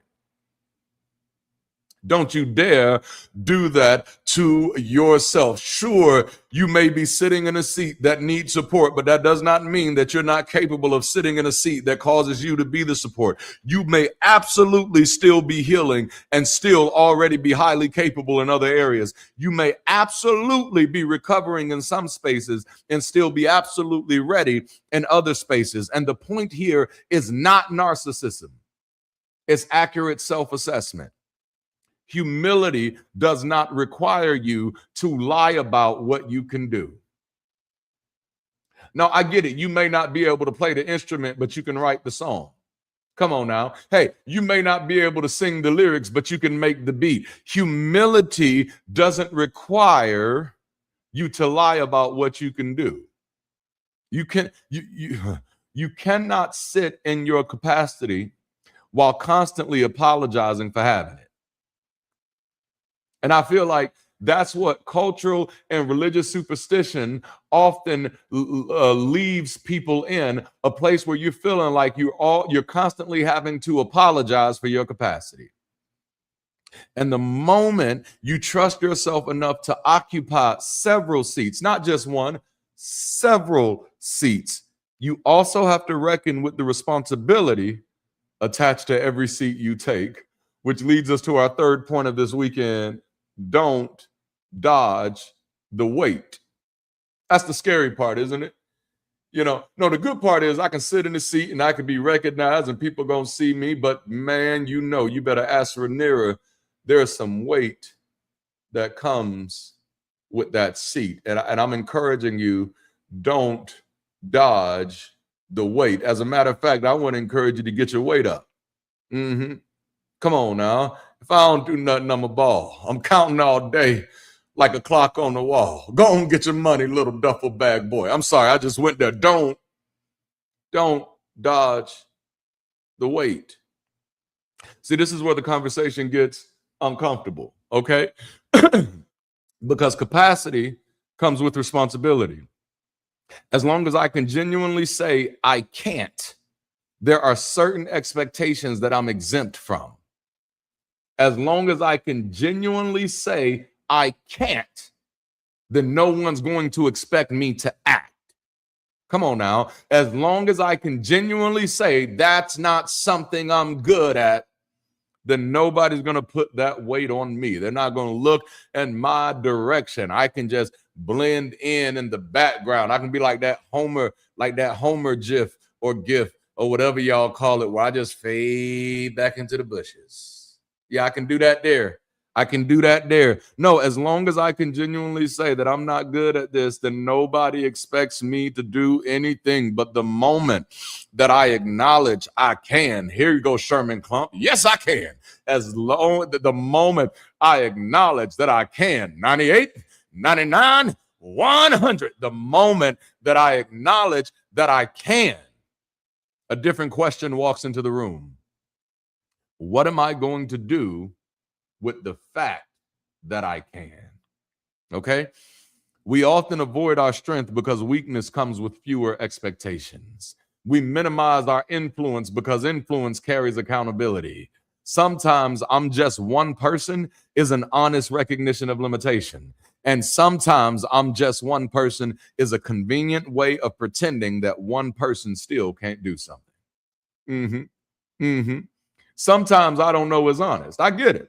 There are a lot of things I don't know, and I'm not afraid of saying it. I'm not, man. Intelligence is not knowing what you know. Intelligence is knowing what you don't know. Sometimes I don't know is honest, but sometimes I don't know keeps me from having to figure out. Sometimes I'm not ready is wisdom, and sometimes I'm not ready has become a permanent exemption from responsibility. There comes a point where self-awareness has to graduate into stewardship. Okay. Self-awareness has to graduate into stewardship. Now that I'm aware that I can do this, what am I going to do about it? What am I going to do with it? Now that I found out that I'm better at this than I actually thought that I was, what am I going to do about it? I've shared this with you all plenty of times. Back in 2017, this is about 3 years after I deconverted, I was still deconstructing economics, still deconstructing social support, still deconstructing family structures, still deconstructing myself and where I wanted to be in the world. And I had to sit in a very uncomfortable reality. I had to sit with the reality that as much as I had done in my life, and man, I had done a lot by that time, that I still wasn't trying because I had limited myself to certain seats. I wasn't trying to have several seats. I was just trying to have certain seats. Woo! Now I had to sit with some things. And so I had to start challenging myself. And I said, now, Durante, all this time, your teacher's been telling you you're smart. Your college professors told you you're smart. Your mama's friends told you that you're smart. But what are you doing with those smarts? What are you trying to learn that's hard? And so in 2017, I started teaching myself how to program, something that I was absolutely afraid of, something that I was terrified for because I thought me as a little black boy from the South that's white folk stuff. Forgive me, I'm just telling you where I was. It ain't your story, it's my story. This is where I was. I said, no, Durante, that's white folk stuff. White folks, they get into the computers, they get into the coding, they get into the programming languages, they get into JavaScript and HTML and C++ and oh dang it, I can't even remember the other ones and all this other stuff. PHP. They get into this Perl and Ruby on the Rails. They get into that. That's not for you. You watch this. You street smart. You're not computer smart. You culture smart. You're not computer smart. I want to encourage somebody, baby, you a lot more smarts than you've been giving yourself credit for, but you won't sit down at the table and take the test. And that's what I challenged myself to do in 2017. In 2017, I sat down and I started testing myself. See, I can trust now because I can trace it. So I started testing myself, and now, I can throw together a few programs. I can pull together a few apps, but I didn't stop there. I said, okay, what else can I do? I said, okay, let me go ahead and get some Salesforce certification too. Let's do that too. And then I said, you know what, this project management thing, that seems interesting. Let's go ahead and get some certification in that too. No, because my self-awareness had graduated into stewardship. If I am now aware that I can do more, then I need to steward better. Okay, if I can do more, then I need to steward better. If I know I have the capacity to help, what am I doing with it?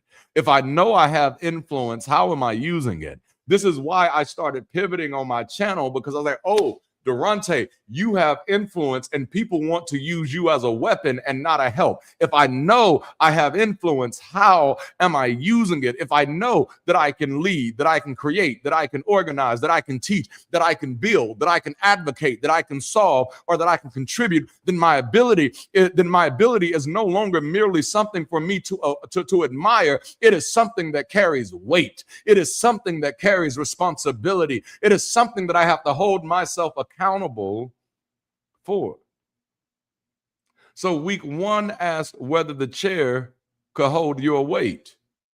This weekend, I'm asking whether you're willing to carry the weight that comes with the chair. Come on now, JCL, oh snap.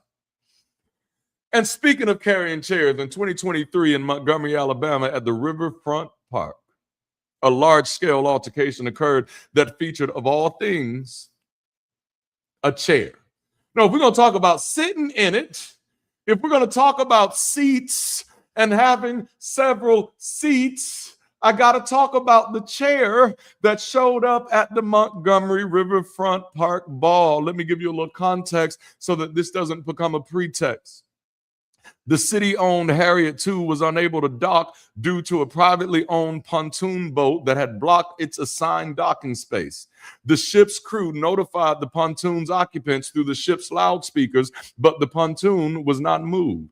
After waiting for close to 45 minutes, Captain Pickett and a deckhand boarded a smaller boat and sailed to the dock. After moving the pontoon to allow for adequate space to dock, the boaters argued and then attacked Captain Pickett. This happened. Many of you saw it. Yeah, this happened. Observers, including the riverboat's crew, as well as bystanders, came to Pickett's aid and defense. The ensuing brawl was filmed by several witnesses with their phones and gained significant media attention due to its violent nature. I was going to share the video today, but it is indeed graphic, okay? There was also racialized undertones and, of course, Montgomery's racially charged history.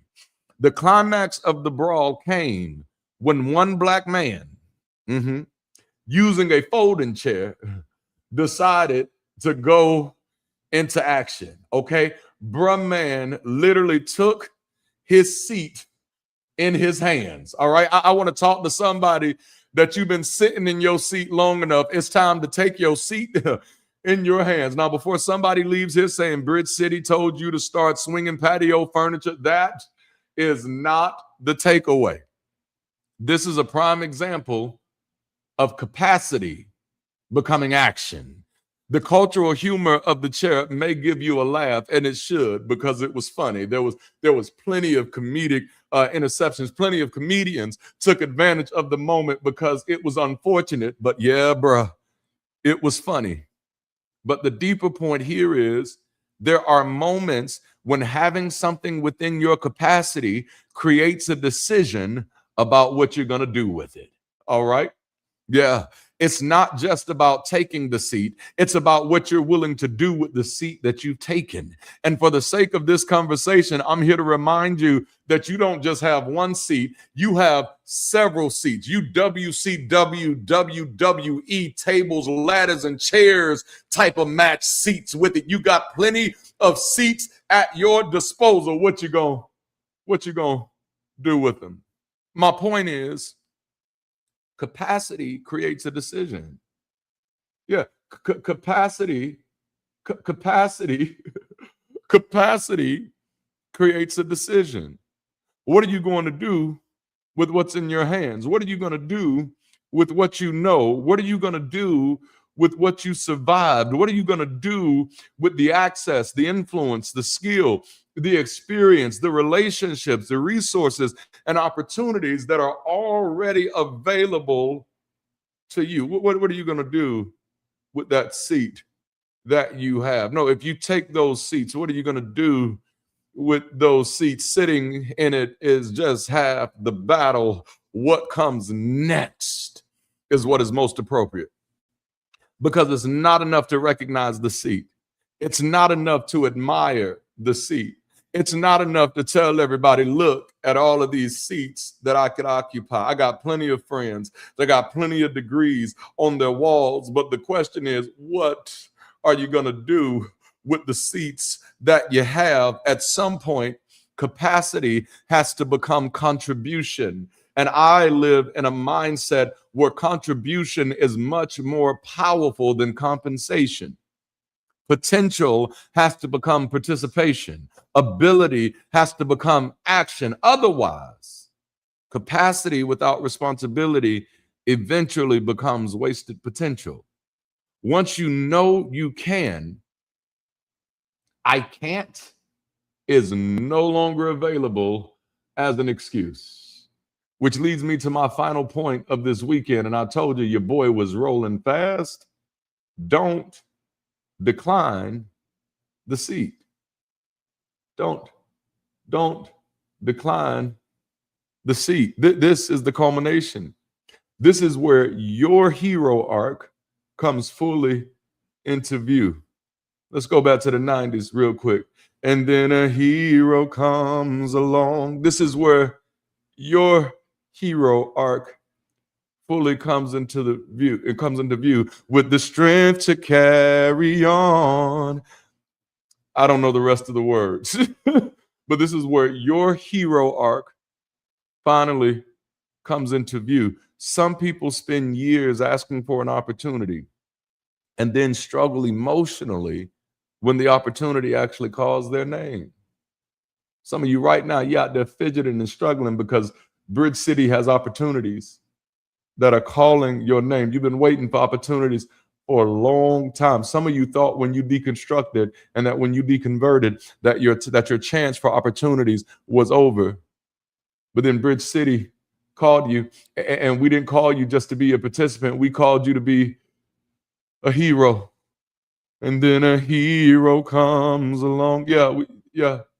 With the strength to carry on. I don't know the rest of the words. That's all I got so far. No, because the seat comes with visibility, expectation, criticism. Oh, it comes with criticism. It comes with criticism. It comes with visibility. It comes with decision making. It comes with accountability. Watch this. It comes with the possibility of getting it wrong. And trust me, you're going to get it wrong sometimes.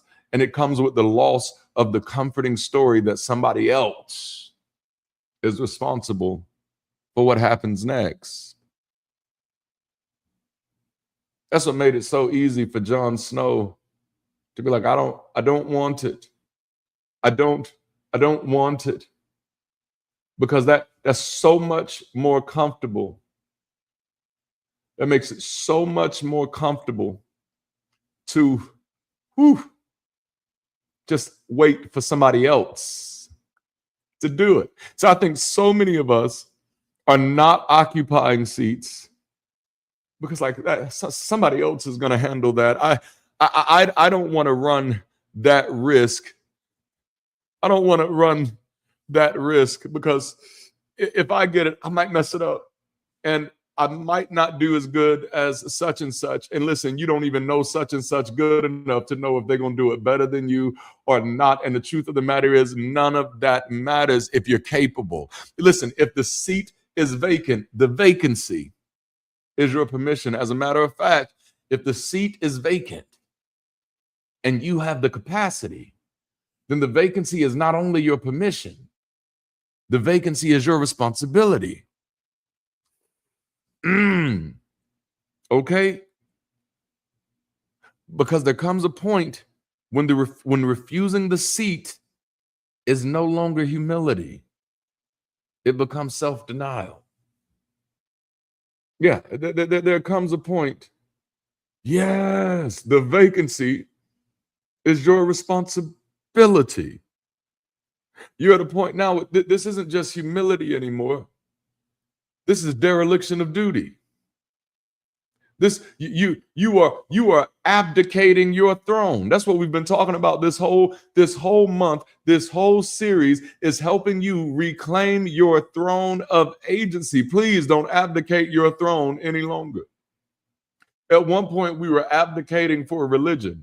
At another point, we were abdicating for culture. At another point, we were abdicating for politics. But I'm telling you now, ain't nothing gonna change until you sit in your throne. Come on now. Ever may you reign. And then a hero comes along. I want it to get stuck in your head. Maybe it'll take the place of that Christmas song. Y'all know the one. I'm not gonna say it. I'm not gonna say it. All right. Now, I'm not claiming that there is one grand throne everyone is destined to occupy. I'm saying life may require different versions of your capacity in different moments. Life may require different versions of your capacity in different moments. Sometimes you do occupy the learner seat, but that doesn't keep you from the leader seat. Sometimes you do occupy the parent seat. Sometimes you do occupy the patient seat. Sometimes you're in the creator seat. Sometimes you're occupying the friend seat. Sometimes you're the person receiving help. But it doesn't keep you from being the person responsible for making decisions. Maturity is not finding your one chair. It's developing enough self-efficacy and flexibility to recognize that I can occupy all the seats that this moment requires of me. Let's sit in that for a moment, because that's what we're talking about. We're not talking about you doing something that Bridge City needs you to do. And listen, Bridge City needs you. But we're talking about you doing the things that your moments in life require of you.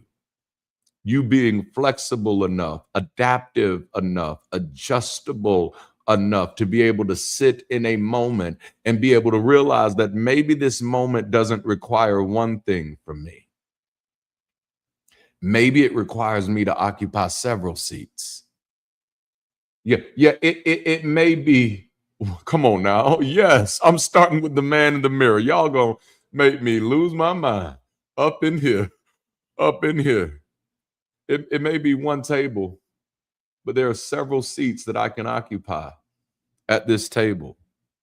The old adage is that a jack of all trades is a master of none. But as we've continued to evolve, we often learn that a jack of all trades is still better than a master of none. The Platonic view of one person, one focus made a lot of sense in a constricted, limited society. It did. The Platonic view, Plato made this popular. One focus, one person. That made a lot of sense in a constricted, restricted, limited society. No, that makes sense. There was a time in society where there was just like really two opportunities. You could be hunter or you could be gatherer. And we really didn't need those two to mix. But we are no longer in that society. We are bigger than that now. You're more expansive than that now. You can wear several hats. Many of you have learned that you can wear all of the hats. So how many seats in your own life are sitting empty because you keep refusing to believe that you belong in them? So I can only be this. I can only be this. At some point, you have to stop auditioning for a life that has already handed you the role. At some point, you have to stop auditioning for a life that has already handed you several roles. You've already demonstrated that you're capable of handling more.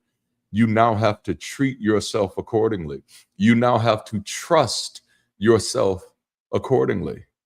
Don't diminish the good, or don't distrust the good.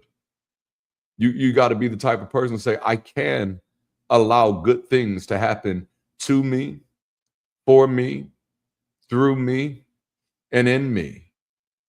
Yeah. Don't diminish the gift.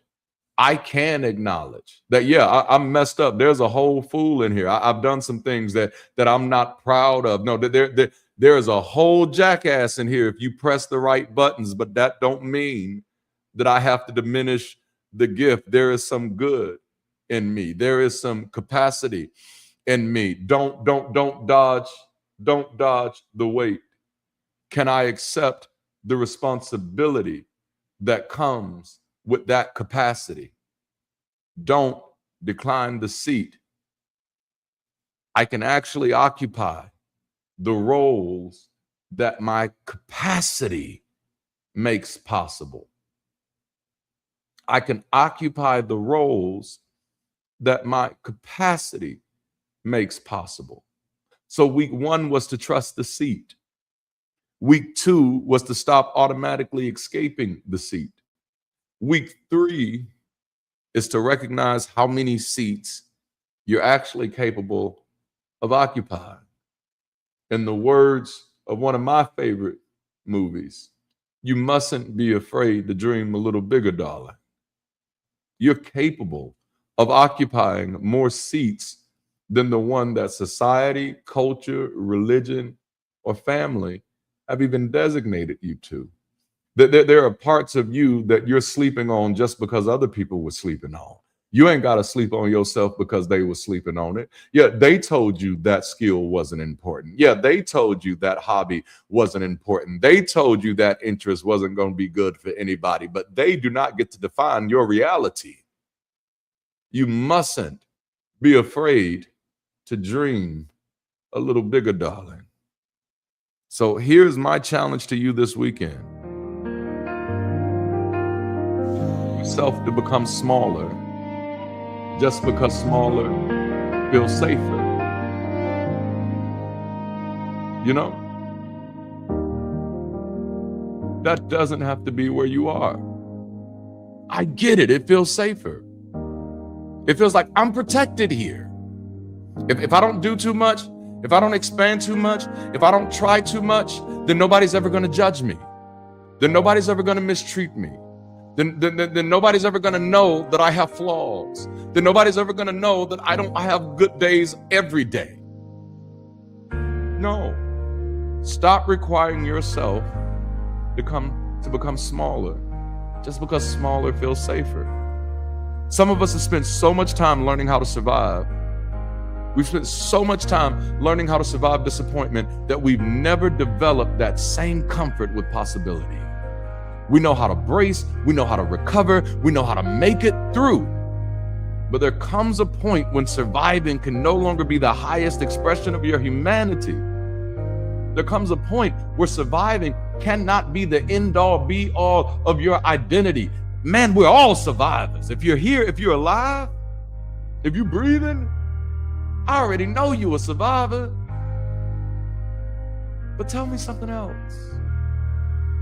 Show me something more. You're more than just a survivor. You're a contributor. You're a partner. You're a co-laborer.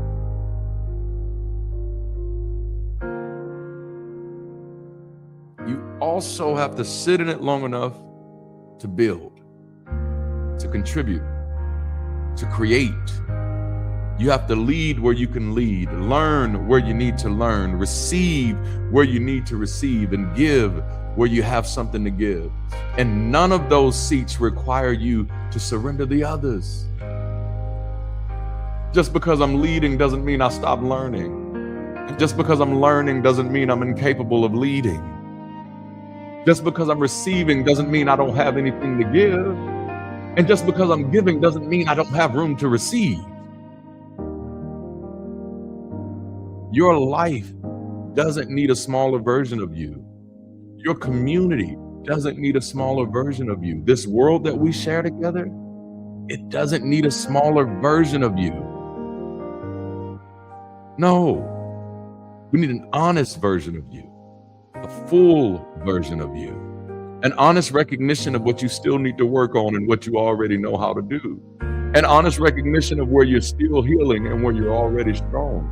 An honest recognition of what scares you and what you are fully capable of carrying anyway. That's the invitation this week. Not just to sit with the parts of yourself that hurt. That's important. That's necessary. But also, please don't be afraid to sit with the parts of you that are powerful too. Don't be afraid to sit with the parts of you that are necessary. Don't be afraid to sit with the parts of you that are helpful. There are parts of you, ooh, watch this. There are parts of you that hurt you that have given you strength that will heal others. Don't be afraid to sit with that. There are things that you've survived, that the lessons you've learned are going to help somebody else thrive. Sit with the fact that you've grown. Sit with the fact that you've learned. Sit with the fact, with the possibility that maybe you are more prepared than you keep telling yourself. I'm going to say that again. Sit with the possibility that you are more prepared than you keep telling yourself. That you are enough, that you have enough, that you've done enough to deserve this moment, to deserve not only this seat, but that seat and the other seat and all the seats that you can occupy. Sit with the uncomfortable reality that your capacity creates responsibility, and then do something with it. So before we meet again, I want you to look at the table of your own life and ask yourself, how many seats am I actually capable of occupying that I keep leaving empty? Where am I only showing up as the learner when I also have something to teach? Where am I only showing up as the helper when I also need to receive?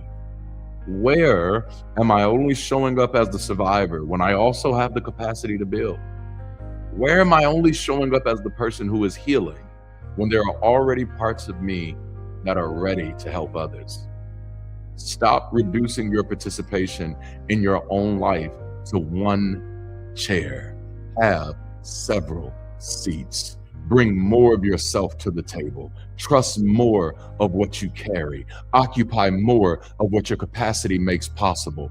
Don't just take a seat, have several of them.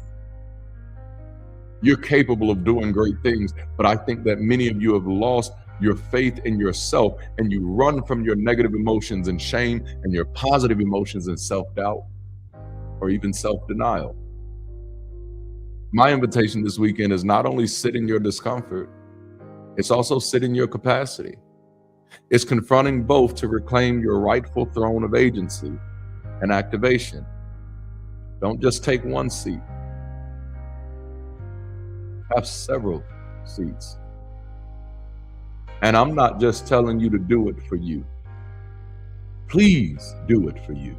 Please do it for you. But I'm not just telling you to do it for you. Yes, you need it. But I need you to understand that the world that we share, we need it. We need more of you, not less of you. We need all of you. We need all of you, the good, the bad, the ugly. Show up. Have several seats. This community that we're building, we need you. We need you to show up, and we need all the seats that you are able to occupy. And if you're looking for community, I'm telling you, this table has plenty of seats for you to occupy at Bridge City. Thank you for being with me today, this weekend. Before we close out, we're about to bring up our closers today as we get ready for coffee hours. Thank y'all for being with me. And until next time, y'all, keep rising. Hello. Hello. Hi, everyone. And thank you for joining us today in our Sunday session. Taking your seats. Jude, I really love today's conversation, really about recognizing the good that happens in our life and owning it, recognizing our capacity with it and what comes with that capacity, what comes with that responsibility. It really reminds me of like that it's the contrast between, back in my church days where it was very much all of the good that you do is like, oh, glory to God. But then on everything that you get wrong, that's your fault, right? And so I appreciate that there's this emphasis on like reclaiming what it is that Yes. you're capable of as something that you are capable of, and you're allowed to be proud of that and confident in that. Yes. I absolutely love that. I completely agree. I mean, realistically, we haven't been given the tools to really acknowledge the good that we have and without mistaking it as being cocky. But I also was thinking about during today's whole Sunday session, that Spider-Man quote that we all know, with great power comes great responsibility. And I almost wonder if in some cases we kind of read that as a warning. If I can shove off the power that I have, if I cannot claim it, then I don't have to take responsibility for it. So I really feel like today's talk was about recognizing where your capacity is, what your capacity for good is, where your strengths are, and then owning it and the responsibility and accountability that comes with those. I definitely saw a lot in the chat about that. So I'm very excited. Of course, I got to bring it up already. Our coffee hour is going to be right after the stream ends. So Come if to you guys coffee hour. Bring your own coffee or tea if that's even your thing. even some food. Yeah, We call it coffee hour, but it food. doesn't have to be just coffee. It really doesn't. So when we get the chapters going, this is going to be a potluck. Most definitely. It has to be. Or at least pancakes. It has to be. I want those pancakes back. So something we was doing right. Ooh, pancakes. Right? So realistically, definitely join us for the coffee hour. We're going to keep this conversation moving. But again, anything you're taking away from the conversation right now, keep the chat going. Feel free to reach out on the campus if you're unable to make it to the coffee hour directly. Always keep it going in the comments or even in the lounge.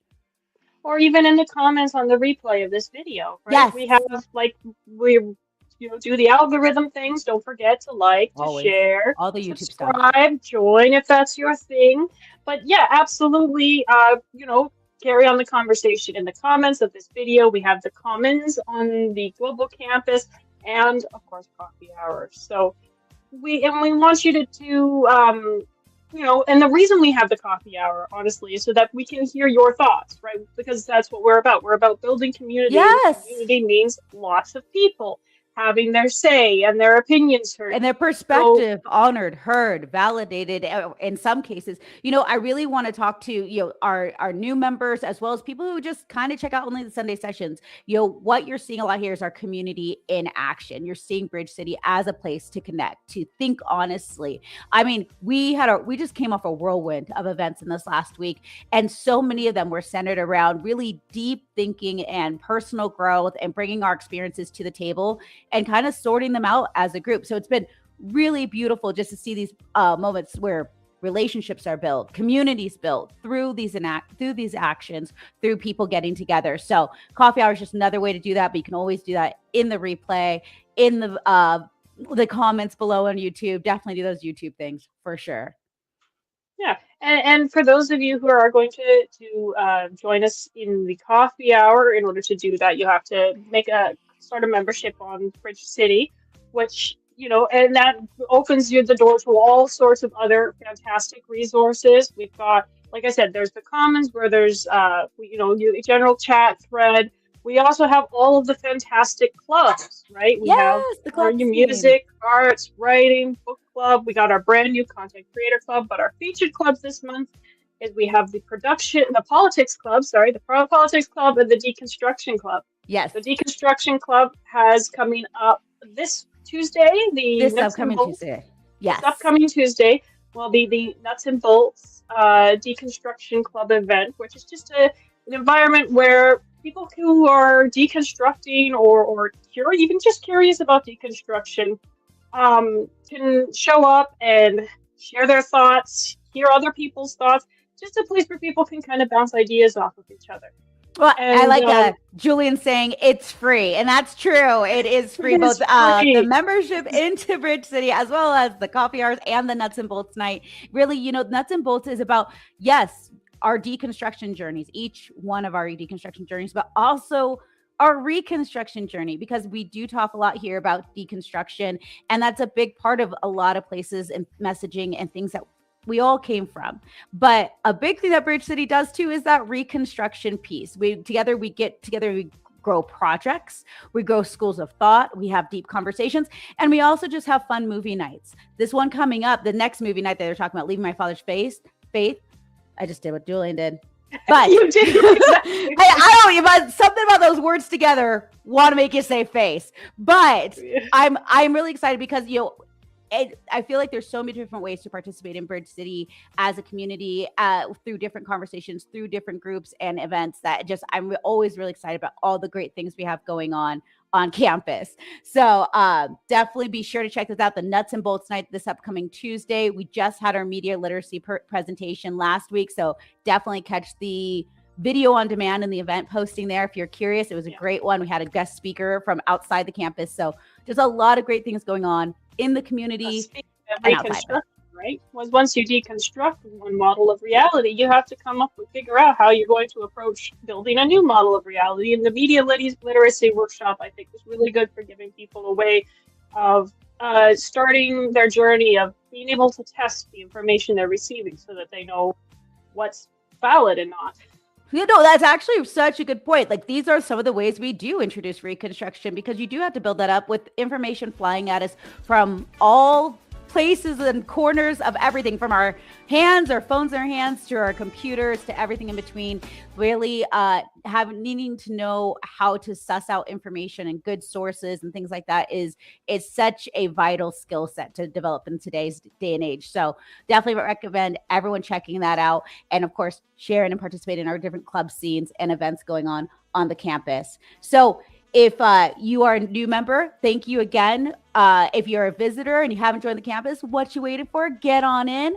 And to our existing members, I mean, of course, they already know most of the things that they can do, but make sure you've gone through your member onboarding, your different courses, so you can understand our mission, how the community works, how the campus works, how to navigate the campus, and of course, show up to our new member events, such as the New Members House Party, which will be at the end of this month. New Members House Party is always a blast, and it's a really great place if you want, especially if you're finding, the courses a little intimidating. Some people do, I don't know.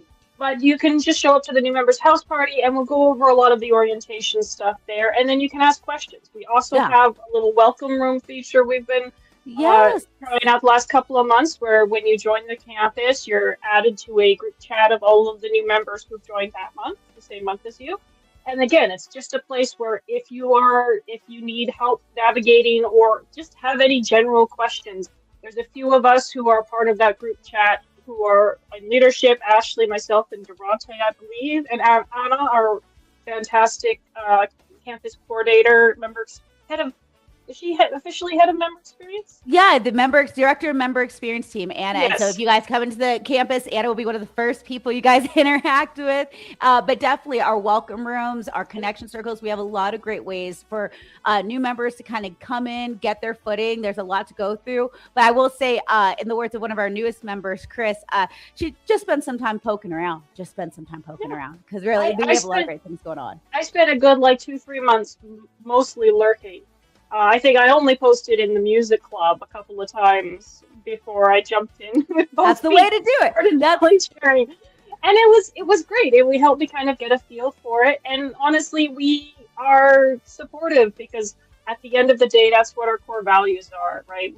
We're people centric. We want people to show up as themselves and feel comfortable being themselves in this environment. So we're not going to have all of these, have a whole bunch of expectations that you have to do all of these things right. Yeah, it's not about being performative, trying to fit into some decorum. It's like, show up as you are. Thank you. That's all we're looking for. And if you do want to volunteer, we also want you to volunteer on your terms, because we are life affirming. We understand that everybody's got their own stuff going on. And if we're not paying you, we can't make a lot of heavy demands. But speaking of paying, right. Support the work. No, really, for everyone. The work.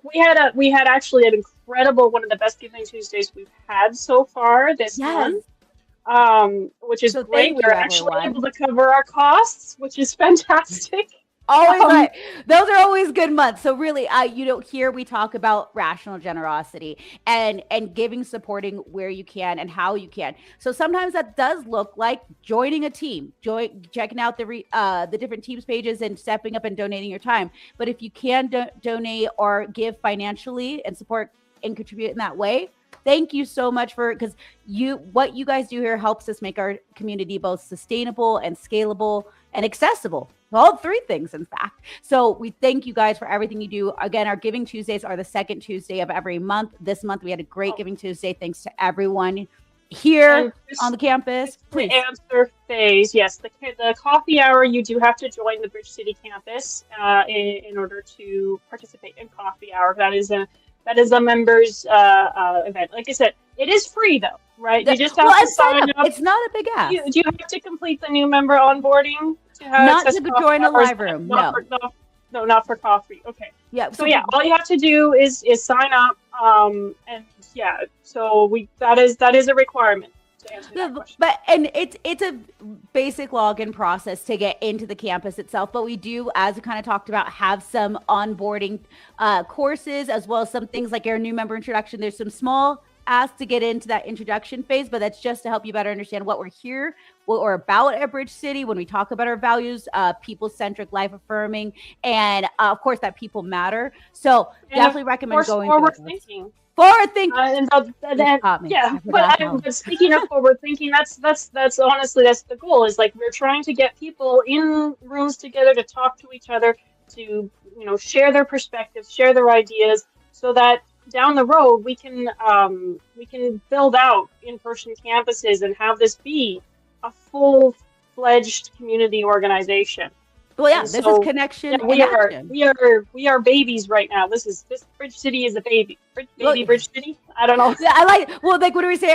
The main campus is under construction. It will be for a time. Yes. Right now we're in a digital space, but we're always looking for that outreach into those physical neighbor local spaces. That's why we talk about things like the watch parties, like chapter setups, and again, like the Giving Tuesdays and financial contributions. These are the things that allow us to expand that bridge, to allow us to build in new places and bring local expressions to everything we're doing on the global campus. So again, with giving, sorry, I know I'm all over the place here, but with giving, give as you're able to, practice rational generosity, and it's about supporting the mission. It's never about an obligation. Here at Bridge City, we talk about things being free because we really want to be upfront about where everything's at, where our costs are, where costs aren't, and how we could use help and how we're putting that help to use. So we really want to just thank everyone for everything you've done up to this point and supporting the mission of Bridge City.